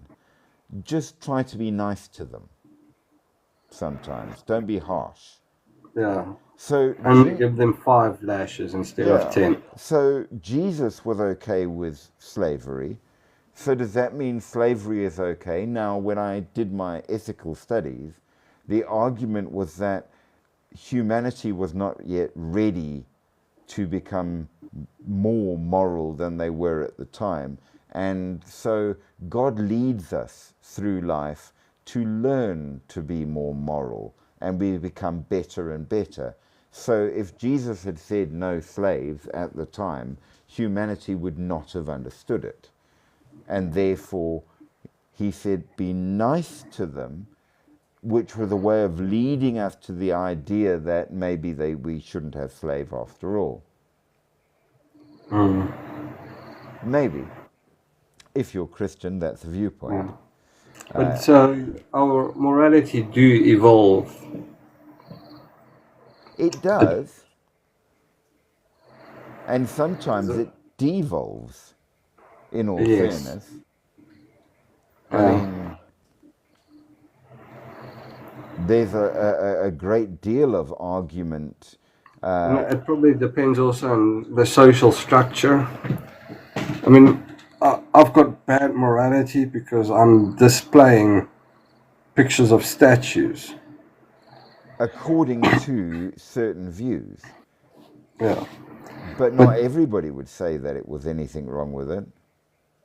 But a couple of thousands of years ago, or just a few hundred years, or even right now in some African countries, it's totally fine for a woman to walk around bare naked.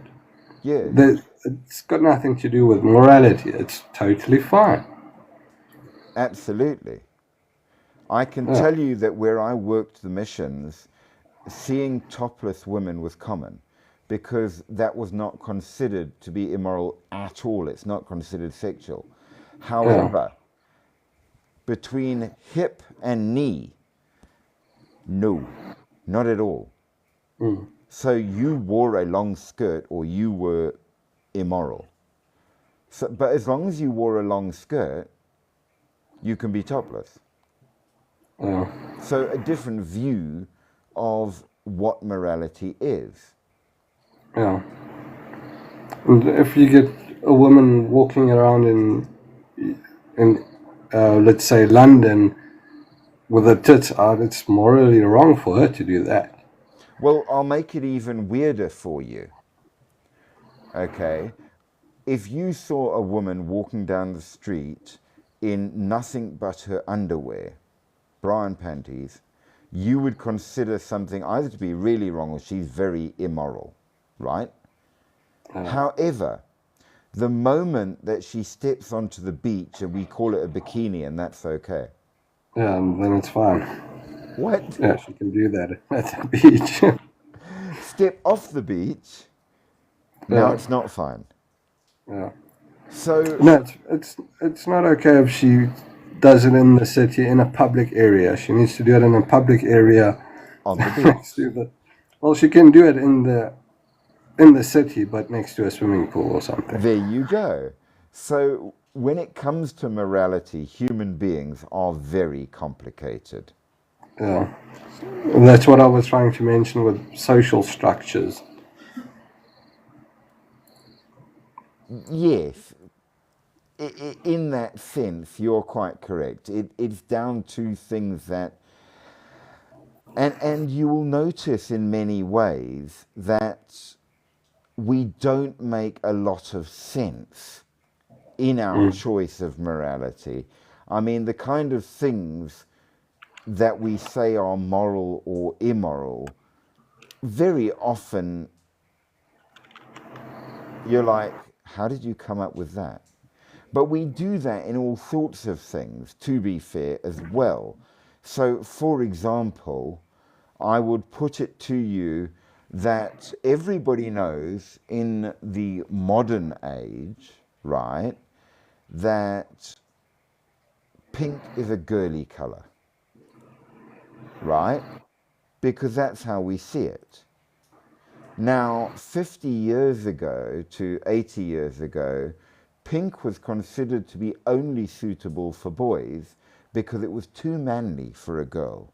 A girl should have blue, which is softer and more feminine. Now, we've flipped that entirely. Now it's blue for boys and pink for girls. Wait, what? How did that happen? That's because things evolve. But yeah, Arbitrary. things do change, and They it's do. all because of social structure. Yes. And today I also realized within, you know, our race groups, I mean, you've got white people, black people, Middle Eastern people. Yes. We'll call them a different race, but in actual fact, there's only one human race, and we are 99.9% the same. By and large. And yeah, just with different skin tone. Yes. Josh, yo. No, you're quite correct. We can choose the tiniest detail to be able to say, you're different to me. Yeah. Like, for example, it was understood in certain cultures that if you had red hair, you have no soul. You're cursed by God. That sounds like dehumanizing words. And, it's like, you know, you might have a brother or sister and they're okay because they've got dark hair, but not you. So how do we choose? You know, we're not even talking about a different race. It can be in the same family. And people would be like, yep, you see, right there, cursed.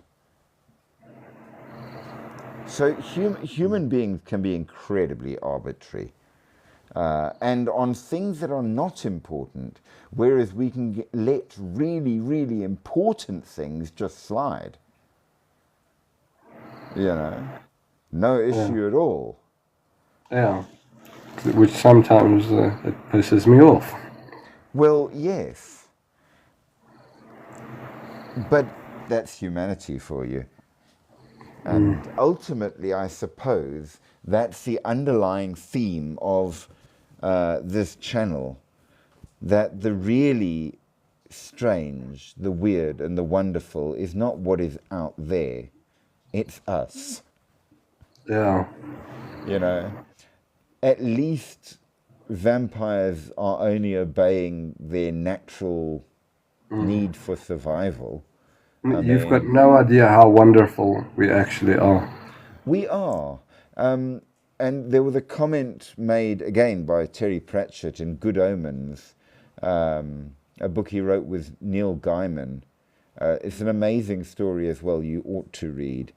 And Azraphale, the archangel, says in it at one point that the really amazing things about humanity is that they can achieve the absolute heights of divinity and the absolute lowest of the low of hellish evil.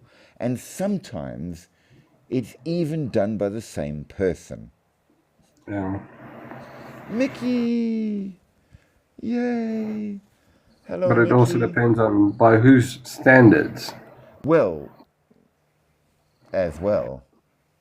I mean, you might call it evil, but some people won't say that's evil. That's like normal. To bash some guy's head in with a rock, we did it all the time. That people It's not did. evil. Mickey, how are you doing? I'm okay, thanks to yourself. Good. You sound tired. Has it been a rough day? Ugh, yeah, what else? Okay. Shame. I'm so glad you could at least stop by and say hi. Yeah, no, for sure. How I are think you doing we're over here? managing. We've been arguing religion and the origins of Lilith. Oh, interesting. Yes, very much so, because in many ways, as we discovered, religion is used to make sure that women stay oppressed. Be right back. Oh, cool. So Sure. women have to be oppressed, you have to be subservient and do as you're told. And the Yeah. problem was that Lilith didn't. And therefore she was banished. So she was the first wife of Adam and got cursed. Okay. Yes, she got cursed and banished. And then For sure. Eve was made to replace her and be subservient, like a good wife. Oh, wow, okay. Yes. And the problem was when Lilith was made, she was made the same way that Adam was made, so they were equal. So she said, I'm not going to be subservient, we're the same. And she wasn't wrong. Oh, sure, okay. Yes. Yeah, be back. Yay. Hey, welcome back. So, yeah, as it turns out, religion can be a serious problem. Not enough religion, and we get serious moral issues, and people go a bit haywire. Too much religion, and people go a bit haywire, and then start slaughtering people for their own good, which is obviously bad as well. So, you've got to have a balance. So I know this. We are not actually talking about religion, but what do you think about Muslims? Are they spiritual? I'm talking about the radical ones. Well, if you're talking about severe radicalism, yes, in a sense. But again, in my personal opinion, it's where the religion has taken over and the spirituality has been lost. Because by and large, in most major religions, including Christianity, Judaism, and Islam, they will tell you that you're supposed to be a decent person, a good person, a loving person.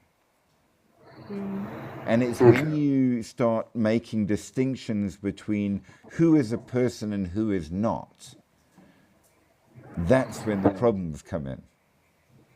See a guy that wants to kill someone so he can get his 72 virgins. Do you not think he might be spiritual? He's Yeah, got some spirituality. in a sense, yes.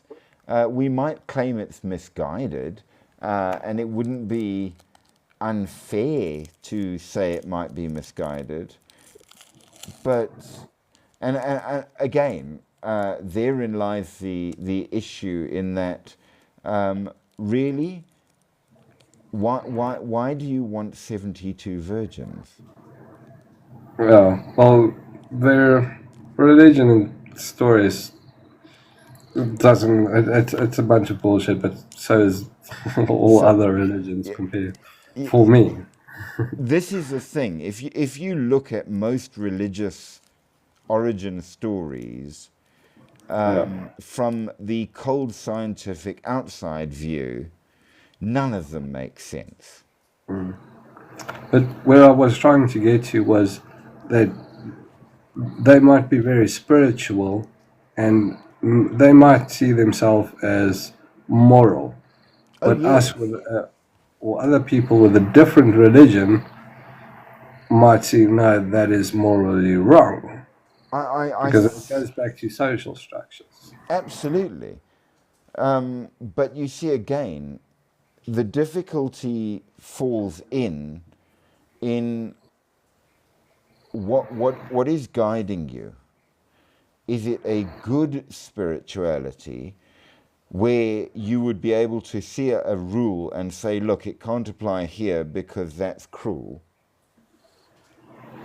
Or is it the law that's guiding you where, sorry, the law is the law? That's it. There's no other option. Or even sometimes law can be morally wrong. Overly strict law can deviate from morality.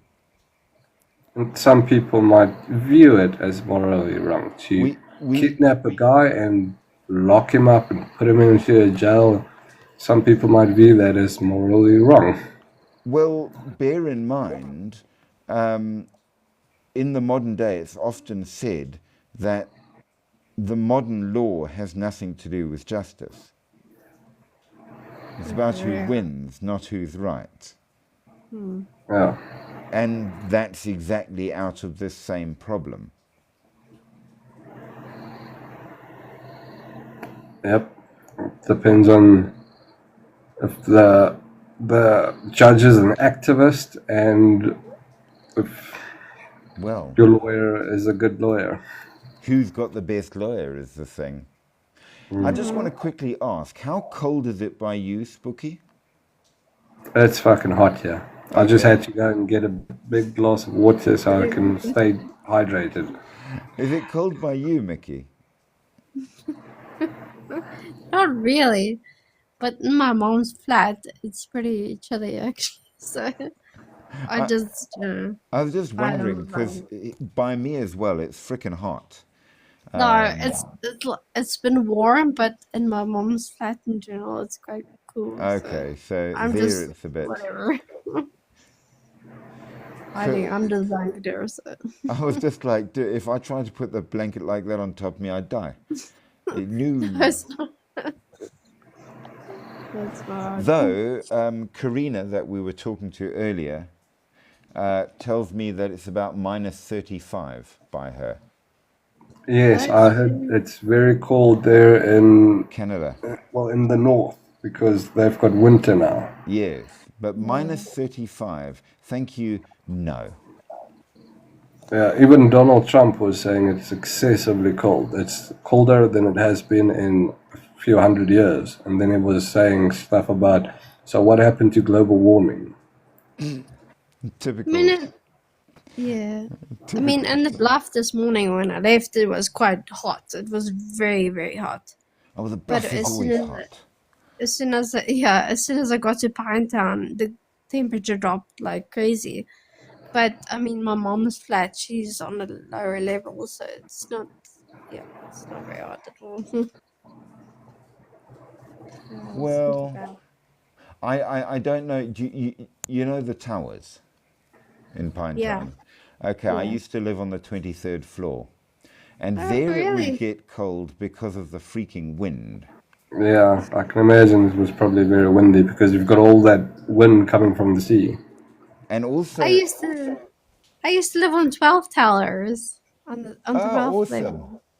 Yeah. Also known as Suicide Heights. Mm. The towers is built in with three arms, like a star-shaped type thing in a weird Yeah. way. So dependent on which arm you're on matters. And if you're on the one that runs parallel to the freeway, which I was, you get the upcoming wind that either comes up from Durban or then goes down to Durban on either side, because Yeah. that's the bit you're out on. And yeah, it could get really windy. Yeah, for sure.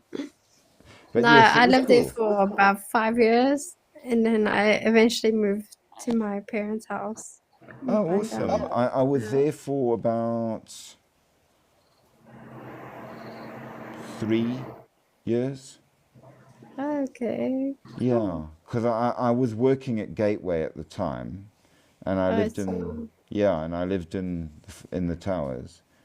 Yeah, I was working at Kloof, Yes, the Woolworths there at the Village Mall. yes. Yeah, that's where I was working. Never been there. Ah, it's nice. Kloof is beautiful. It's just most of the people are very snooty. It was so bad. They, Oh it's God, it it's was so it's bad. not Kloof. We call it Kloof. They call Yeah, it Kloof. it This was isn't so Durban. bad. And People there are just nasty. we would tease them horribly because Kloof. they would always we would all say, "Oh, you come from Kloof," and they'd be, "It's Kloof, It's Kloof. Kloof, Kloof." Yeah, I remember all that. For sure. When I lived up that side, I lived in Hillcrest, where the Scummy Ugh. Irish live. Hillcrest, Cato Ridge, and all of that were the ordinary people, and then you Yeah, for had sure. Kloof. No, you got the Hillcrest people are like totally they old money, Not they yeah, but not don't have any anymore. freaking stories. Not Cause it, anymore. No, Hillcrest has gone the way of Kloof. cause I was working in Hillcrest for a long time. I used to work at a hair salon there. Yes, And people were so down down to to earth earth. They were the and old like farm stock. But now it's become the retirement central.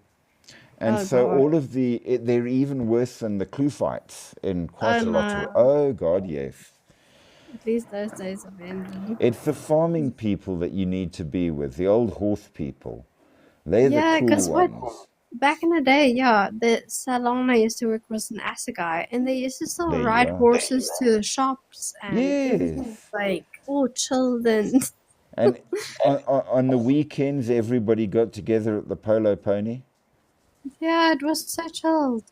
I used to love working at the hair salon there because everyone's like so.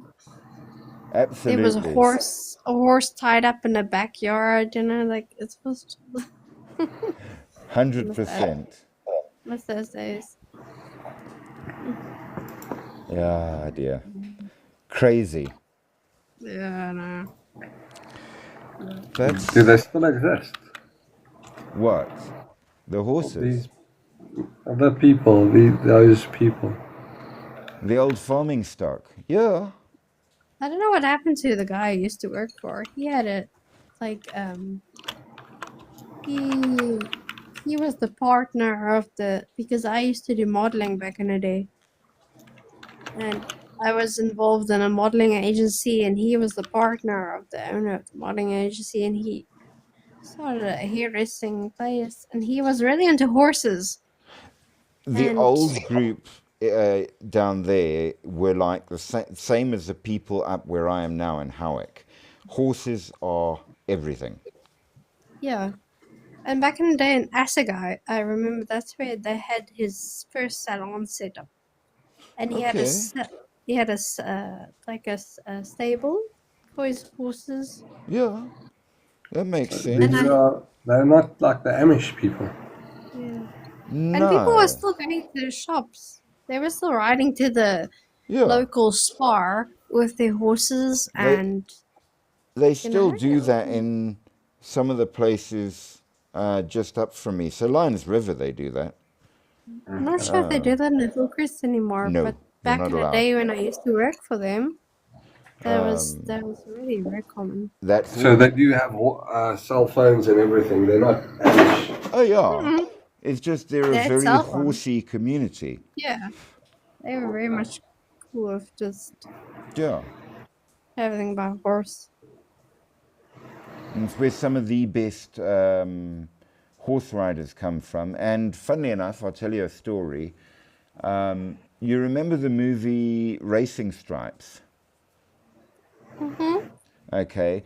The farrier in that movie was a real farrier, the guy that shoed all the horses. And he was my friend from school. Oh And he still shoot! is That's the so cool. farrier, yeah. And they filmed it at the, because I was then living in Maritzburg and my flat there, I could see the racetrack. They filmed it at the racetrack there. That's crazy. And I had to give the day off to 3 of the people working for me because they were extras in that Oh. movie. I actually was thinking about it tonight. I want to download that movie for my mom to watch. Oh, it's Because she hilarious. really yeah, because she really likes horses and racing. We watched another movie tonight about horse racing. It was really Well, cute. the zebra in the movie isn't a zebra. It's a white pony. And they got the right pony for playing the role. And when they painted it with the stripes to make it look like a zebra, all the other horses rejected it and didn't want anything to do with it. And they would not go near it until they had cleaned off the dye and it was back to being a normal white horse again. Oh wow. And The movie we watched tonight was actually based on a true story. This horse that was that it was entered into the Kentucky Derby. okay, It was actually like it was the right they rated this lost type of winner kind of horse kind of whatever. Sorry, can't even talk. But anyway, it eventually won the actual race, and people were okay. like, "What the heck?" It was so good. It was a really good movie. And, So you see you're a horsey person. There we I go. used to do show. I used to do show jumping back in the day. So. You would fit in very well up here. Everybody up here has, at some stage, had something to but do with horses. but you see, that's why I was working for the hairdresser at the time because he had He his had own horses. There horses, you are. and then the other guy. Okay, this sounds bad. Okay, so he had horses, and he was letting me ride his horses, and then the guy who was dating this guy dated the guy before him. The guy who dated before him was a trainer, and he kind of trained me. So you see, the whole modeling agency was combined into a whole. Well, it's horses, it's dressage, it's modelling, it's the whole thing. Yeah. But anyway, Absolutely. his boyfriend at the time was training me, and then his boyfriend after that, his horses I used to ride. So that's quite a thing. That's the other thing that we forget. No matter how big the places become, remember, Hillcrest is a village. Howick is Yeah, a everyone knows village. everyone. Because I'm Yes. pretty sure Sean and okay, I'm not even gonna name the names because it's all these they all know each other very well. Oh, that's hilarious. And Yeah. funny enough, the people you worked for, I'm almost certain I knew them. I'm pretty sure you know everyone I know because Yeah, it's like that. because this is the So, thing. When I was modeling, I mean I started back in but yes. I was 21 at the time. That was forever ago. And then well, I met Sean. if you And were Sean met ever going to do anything with horses, did you ever run across a guy called Sean Leslie? can't remember that. He's the farrier. Okay. Yes. An But I amazing used to guy. Very cool guy. ride at Queensway Stables in Oh God, Queensboro. Queensway. Yes, yes. You know, And that's where. that Yeah. and on the Tatum's farm. They were the other ones. The Tatums had a very big farm and they would stable horses for other people and had tons of their own. Yeah. So, No, yeah, if you, Queensway Farm I remember quite well. because I met Sean when I was in high school, and then I met his ex, I think, Ash. That was in at Queensway. But I don't know if Sean actually ever dated Ash. But yeah, this whole story, and then Patrick, Yes, and it's like yeah, so. it became a whole thing. Spooky, you need to understand that interactive relationships between varying people in the entire Midlands area is much like a mangrove swamp. You don't do It's so family funny. trees, you have mangroves. It was so crazy. And I think that Ash and Patrick and everyone knew each other. It was just like a brain, it like actually And brainwashed you me. never forget when something happens. And 30 years down the line, they'd be like, oh no, I would never speak to Mickey because her mother did that to my uncle at this I time, and know. our families just don't. You see, this is the thing. This guy who I used to do horse riding training with, right? Sorry, spooky. I'm totally taking over this life with my drama. Oh, it's Anyway, hilarious. I used to do like okay, back in the day, after my modeling career ended, I was trying to get to further into my show jumping, but I couldn't afford it anymore for the training. It's too expensive. So anyway, I started saddling horses and helping with kids, for riding lessons and whatever. And then next minute I got a job in Kloof at the Woolworths, and I had to leave the stables because I couldn't work on Saturdays anymore. And then this guy, Jono, he was one of the characters in the story, Yes. one of Joel's exes. Anyway, he was like, okay. And he got mad at me because I left because I had to go work in Hillcrest. And he made a whole story about me and how horrible I was for leaving him. Oh, It was such, absolutely. it was Absolutely. such drama. It was so bad. And everybody in Hillcrest and Kloof knew about it. And it was like, yeah, Yep. such a story. Those stories, they just go and they stick and they this and they that. Oh, yeah. Yeah, it was I'm pretty crazy. sure that they still tell stories of me simply because that's how gossip is everything. And whether Yeah. or not you actually did it is irrelevant. The stories stick. I mean, it was about 3 years ago. I decided to go back to the stables where I used to ride. Because, I was trying to like just Yeah.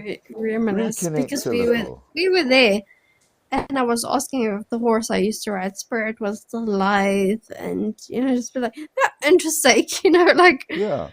because I was leasing him, so and everybody's like, "Rah, rah, rah, rah," and I'm like, "Oh shoot, sorry, I'm sorry, did I hit a nerve?" You were remembered forever. They really hate me, and I'm like, they hate me because I left the stables when I did. You betrayed. My God. It was bad. And you see the thing, what I figured out about horsey people are really mean, like really. Well, you've got to be part of the group. Yeah. You're either one of us or you're not. And the thing is, I never had a horse of my own. I only leased. And then when I didn't lease and I didn't have money, I was like, kind of like Outsider. buying Absolutely. myself. And I was working. I was like cleaning stables and Doesn't prepping matter. horses. Doesn't And matter. Sorry, you are not one of the clique. yeah, I was such Oh a God, and it used to spread. So I started doing karate back then, and I belonged to the dojo in Hillcrest. But a lot of the guys that I was at school with in Hillcrest went to the dojo in Waterfall. uh, We were not friends. oh shoot. And then there was a dojo in Kloof, and Oh, nobody had anything to do with them because those guys are bad. And so the whole clique mentality was in everything. And This if is you, it, like, yeah, I and guess I had the double like whammy of that because I was modeling and doing show jumping at the same time, and they were doing different courses. So I was in Hillcrest and Kloof, and it oh, was that's just terrible. And a then big mush of. I'm surprised they didn't just say to you, why don't you leave your modelling in Kloof and go enjoy a proper one in Hillcrest or They vice versa? did, Oh, there you go. did, You but then have I to. did, and then I became a spy. Ah, They you made me see, become a you see, spy you for Ace see, Models. you see. It was a whole scandal.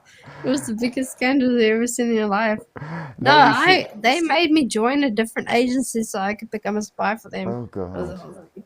You see, Yeah. now of course me, I just wanted to learn a bit of karate, and I thought, well, once down the road, it'll do just fine. So, and I had no clue, I had the what same I was thing. getting into, and I went I trolling on over, and then why did you join that one? Well, I lived down the road. Yes, but why that one? I live down the road. It's here. Well, no, but you see, I I have no started idea. modeling. I God started no. I started modeling because I had this like stupid thing in my head when I was in school. They decided to do this Mr. and Miss Kenmont pageant bullshit, and I was like, I want to become popular. So Oh God! And you suddenly realize that's the last thing that happens. and then Popular? yeah, and No. then I won a free thing to a modeling agency, and Yep. yeah, okay. Like I'm not gonna lie, it did a lot for my self confidence. Like Well, it that's really good. did. So no, it made a big change in my life. But then But it the didn't make you politics. popular. No, I just remember I went to the third modeling session, like training session, and and and Sean was yelling at the other models, telling them, "Why aren't you including her? Why aren't you being nice to her?" And that probably didn't And help. then they just said to him, "Well, she said she doesn't like people." Oh God. And it gets And then worse. Sean comes to me and asks me, "Did you just say you didn't like people?" I'm like, yeah, Yeah, I don't like yeah. people. Yeah, That I was know. me being antisocial, and I was trying to be a model. So Yeah, true. no. Midlands social politics is frightening. It really is. It It's really scary. is. And everybody talks. But I actually did really Wow. well. I actually did really well in the end, for real. Well, I'm glad to hear Like that. I did a few fashion shows and things went well, and I went to meetings and people liked me. So that Oh was really God, good. no! I was never popular then, and I have never been popular ever, because I don't really understand the social politics, so I Uh, don't get involved. Which I just got means, my well, you just don't. So if you're not involved, then everybody ignores you. I just got my thumb really knocked into a car door once before, and people were very much sympathetic to me. That helps. Yeah. No, but like, yeah, like I understand completely when you're saying Hillcrest and all that. It definitely is a big clique, like Oh for yeah, sure. fully. Everybody. I mean, I was very shocked when Sean said he knew Jono, my horse trainer, and then Patrick, the guy I used to date, was also involved with Jono, and I was oh. No, everybody knew everybody. And I remember that at one point we moved to um, Waterfall, Mm. which is equally clicky, and we lived in the same street as a woman who was a Wiccan and a member of the South African Wiccan Council. And that was scandal, because at the time, no, no, no, no, that's the same as being Satanist. And when we rented the house to move there, people were all like, are you sure you want to actually live there? We're like, well, it's pretty, it's nice, it's convenient for work. Yes, why not? Don't you know who lives there? And we're like, so? Who lived there?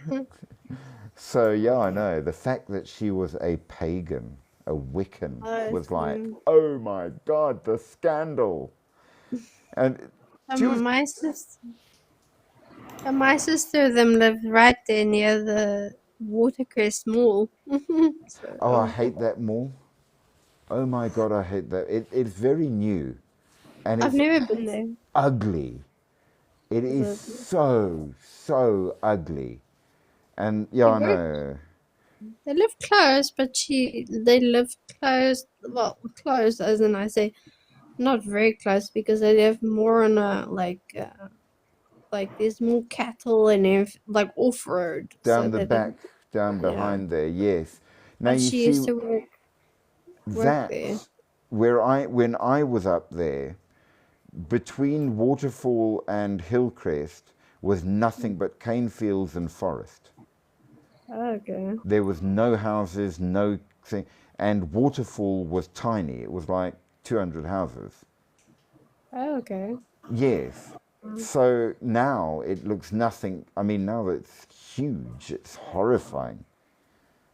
Yeah, she says there's a nice bluff meat supply there where they order their meat and stuff. Yeah, no, I mean, there were some good shops.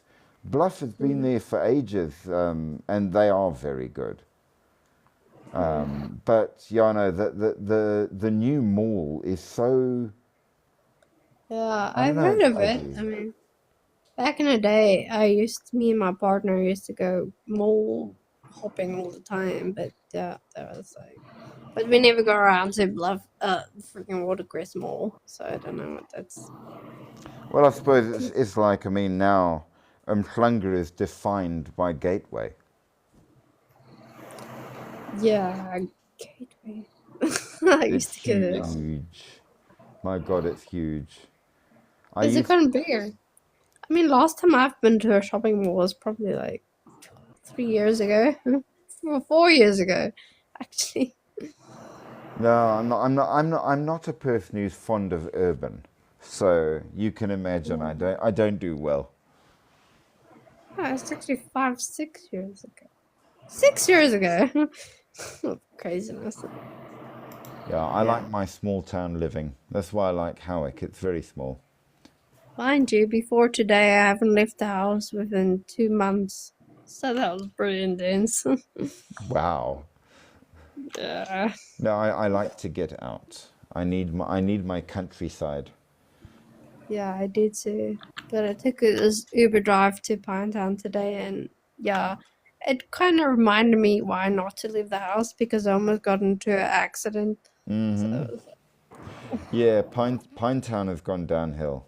It's become a yeah, bit he almost scummy. drove into a truck. So I was really like, Yeah, that's a bit scary. I'm not good with that. They do say you can never go back.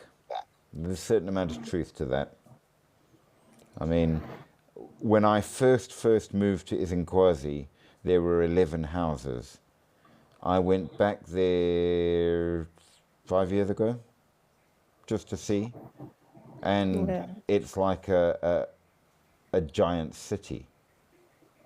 Oh, really? That's not so good. So, yeah, it's no, thanks. Yeah. I'll keep my memories. But I mean, I grew up in Pinetown. I mean, this place has memories for me, but now, But whenever Pinetown I was drive, beautiful. yeah, whenever I drive through Pinetown now, I get nervous. Like, Yeah. I mean, I used to often go down. You remember the park where the swimming pool was, and on the side of yeah, the hill with all the play areas and things. I used to go there all the time. They had a skateboard thing. It was yeah. fantastic. You go there now, you get drug needles and condoms. It's fantastic. My mom stays by the St. John's Center, you know, where that Checkers is. Yes, Yeah, she stays just around the corner from there. that's And not too bad.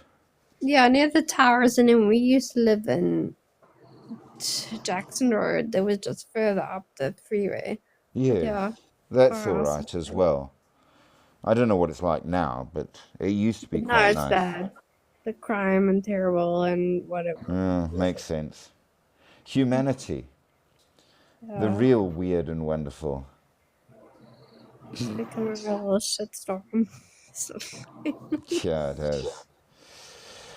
Ah, well, I don't yeah. know. I don't have answers. But so, what are we going to do in the next live? We've done Lilith. I'm thinking we are going to start a bit of a series on the truth and the mythology of the ninja. Well, that sounds interesting. I like Ninja. ninja. What do you say, Spooky? Do you like ninja? Um, I don't know much about ninja. Well, I shall do my research and we shall find out stories of the ninja and how they came to be. Sounds good. I What saw is a some. ninja? Well, we're going to talk about it tomorrow, so I'll ask questions about ninjas tomorrow. That seems very fair because that is a good question. What is a They ninja? normally fight in the dark. They hide their faces. Oh yeah, for sure. Yeah, actually, yeah, that's a good question. What is a ninja? Because I really actually don't know. Well, sometimes yes and sometimes no. It varied dependent on a lot of different things. So, on clans, on when in history. Um, and remember that sometimes invisibility doesn't mean that you're not seen, it means that you're not noticed, which is not quite the same thing. Yeah, sure. They And of use course, yeah, samurais and throwing stars and nunchucks. maybe and possibly no, because nunchucks come from Okinawa. And throwing stars, The Koga clan. probably daggers. Daggers for certain, swords absolutely. Samurais. Not the samurai sword for a reason, but sometimes, yes, the samurai sword, dependent, again, on which clan.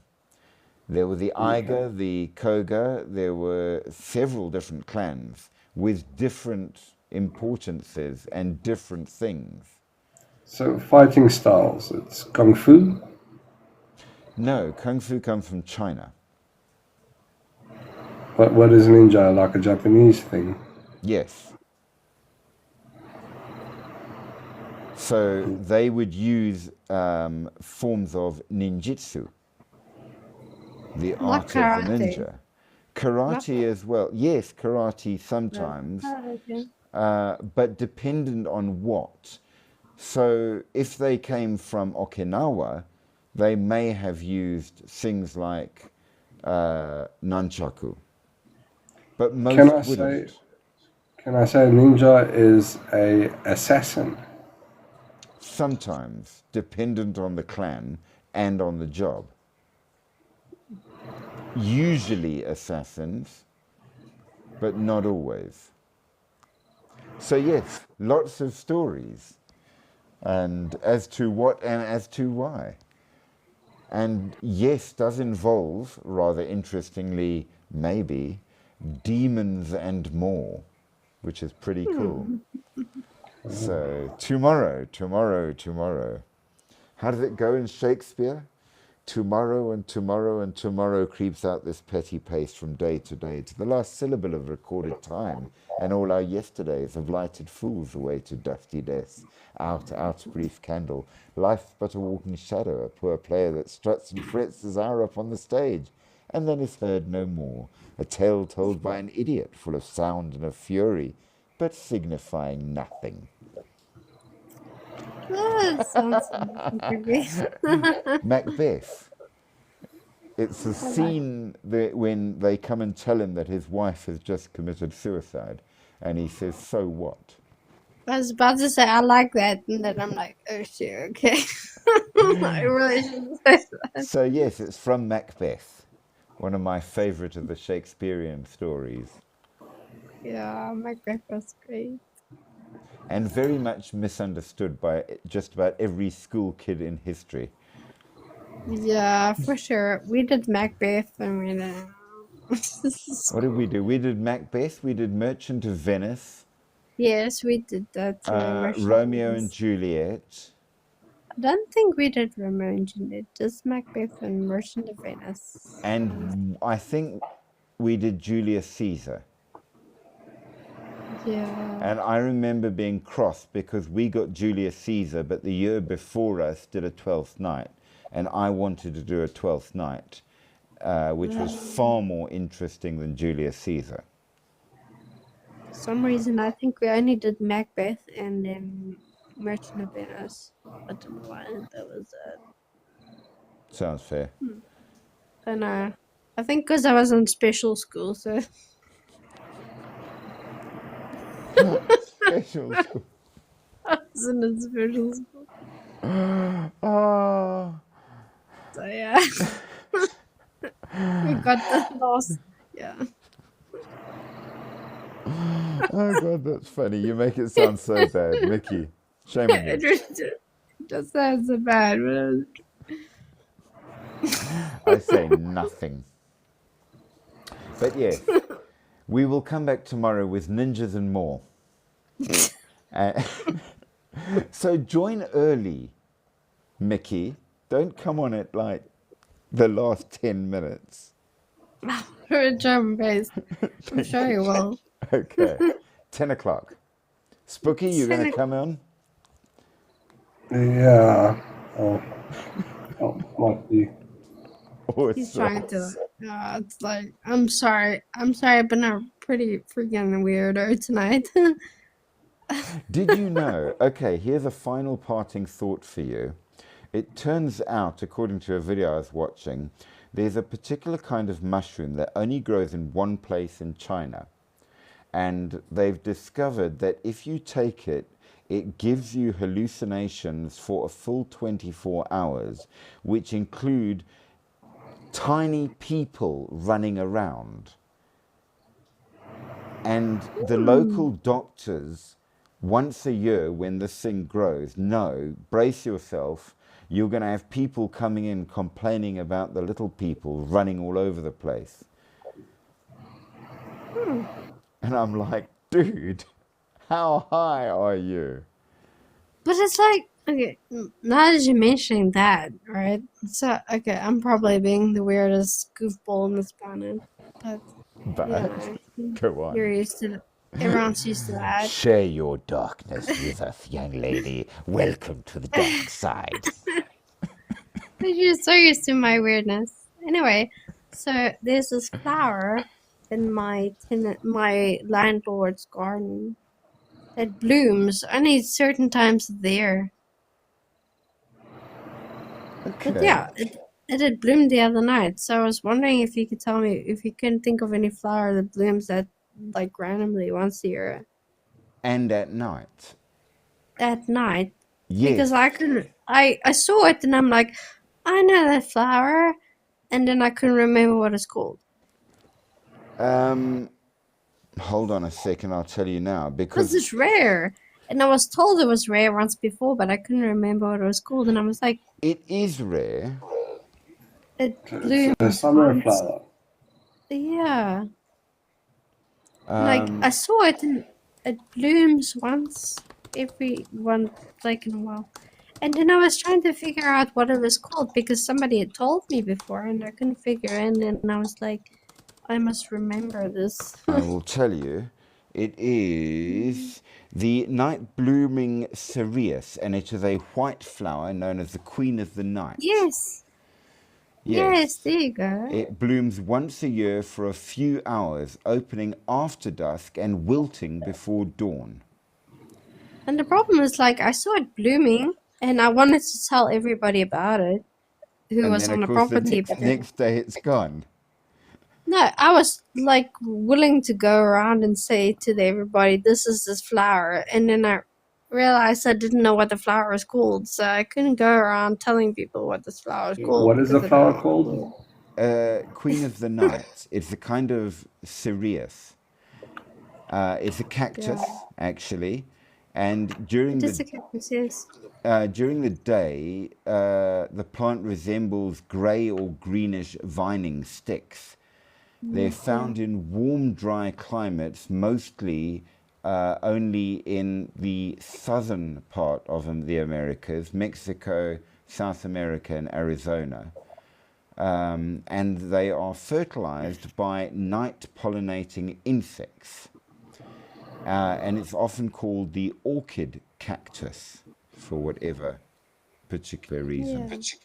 Yeah. Okay. What happened is like when I moved in there, the landladies told me that it was there. And then the other night when I saw it bloom, I was like, hey shoot, I must tell everyone about this. And I couldn't remember the name or what it was Queen of the called, Night. and I felt, And now you'll oh, So, have to wait a year to tell them. oh shoot.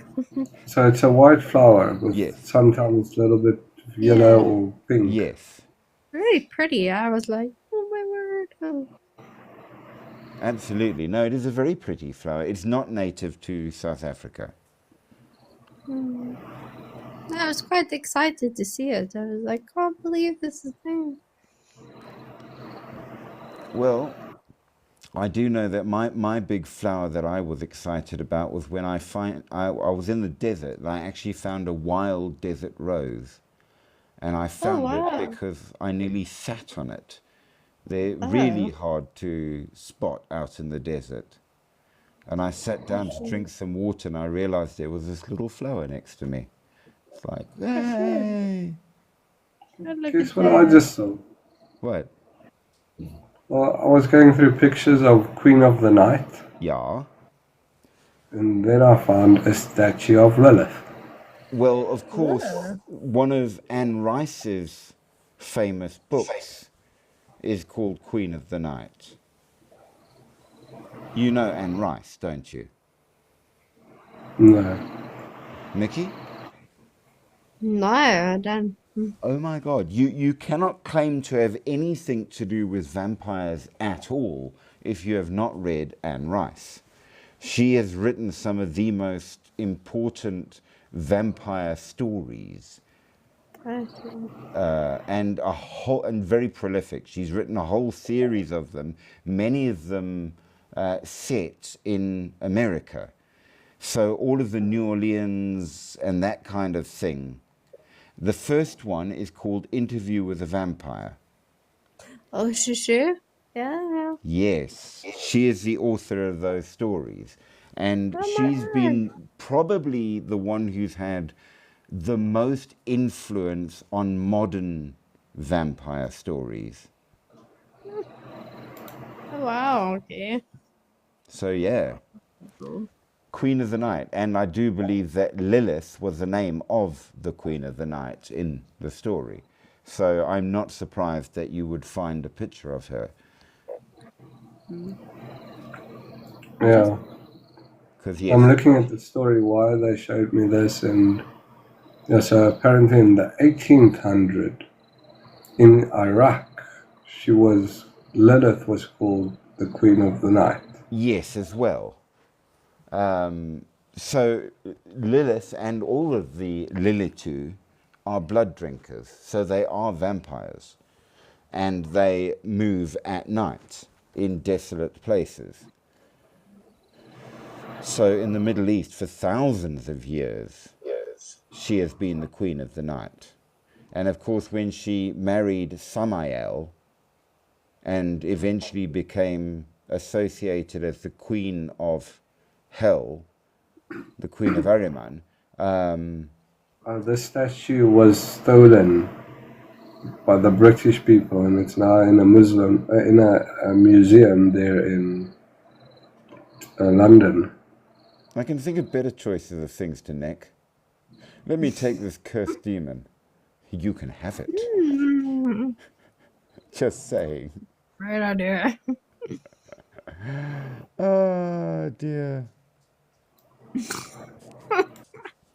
Yeah, They're so you like can friends go. with the Warrens, you know. Right? Go for I'm yours. not going to show a picture of the statue. No. Unfortunately, Spooky has been told off very severely again because we have statues that he showed a picture of, and TikTok went crazy because it was a Oh, really? statue. Yes. TikTok is absolutely terrified of a stone tit. That's sad. I know, right? It's like, really? It's an archaeological find. That's it. Yeah. You know, it's not exactly raging Pornhub, but, well, And when I left and came back, it popped up with a warning: you shouldn't trust this guy. He displays that shit. yeah, and I got a warning that you're being restricted in part of your video because that's when he's on. He's on. You Yeah, so know. now it's on my name. It's on my profile. Wow, that's So yeah, so we now have to be very careful whatever pictures we show, so as to avoid any future issues. But there you go. Nevertheless, it is what why it so is. serious. Why so serious? I'm waiting for the day that they try and do a live action movie of Has-Been Hotel, because then social media will go completely nuts. Ugh, I don't know what's gonna trigger nobody anymore. Everything. Like I'm not gonna like I can't like yeah, I can't speak my mind because it's just gonna Right? sound no whatever I say these days is gonna come out completely wrong. I know that for a fact. Just assume that everything is bad. Everything. No matter what. No, but that's the thing. I said to my mom today, like I was just talking to her. I was like, I have no social skills anymore. No, for sure, because Do you I've want them? been no, because I've been isolating myself for so crazy amount. I haven't been outside. You've I missed haven't been out in nothing. public. No, I haven't been out in public for Absolutely like. nothing. And this is the thing. Now you hang around with the Dark Lord of the Sith. But even today, I was trying to talk to the Uber driver, and I sound like a total retard. Well, at least you're safe here, because we are all total retards, so it's fine. Nobody notices the difference. We're It's stupid. good. He was trying to have this conversation with me, and I'm like, what am I saying? I don't know. Yeah, at least it came out as something understandable because he nodded and yeah. Yes, move away carefully. This one's a dangerous one. And he apparently Smile liked and me wave. because they helped me carry my luggage to the house. So. He was being nice, so you didn't go psychotic on him. Well, I had my crutches with me, so he probably thought. This one's a safe one. She So can't you get gave you. him 5 stars. Hey, Did you what give did you him? say? Did you give him 5 stars? Actually, no, I forgot to even rate him afterwards. I was like, Wow, the savagery. I just got home and like, you know, You'll have to but he do was it very tomorrow. nice, very caring. He waved to my mom, so look good. You're all insane. But I love you dearly. But I'm going to bed. Okay. I will see you tomorrow at 10. Be good. Okay. Don't look Have a at good too many sleep. statues, because that's naughty. Sleep deep, sleep sweet. But Yeah, I sleep should with go one to eye bed. open, because TikTok is watching you. Night, night. Night, night. See you well. Cheers, have a good one. Bye. Cheers.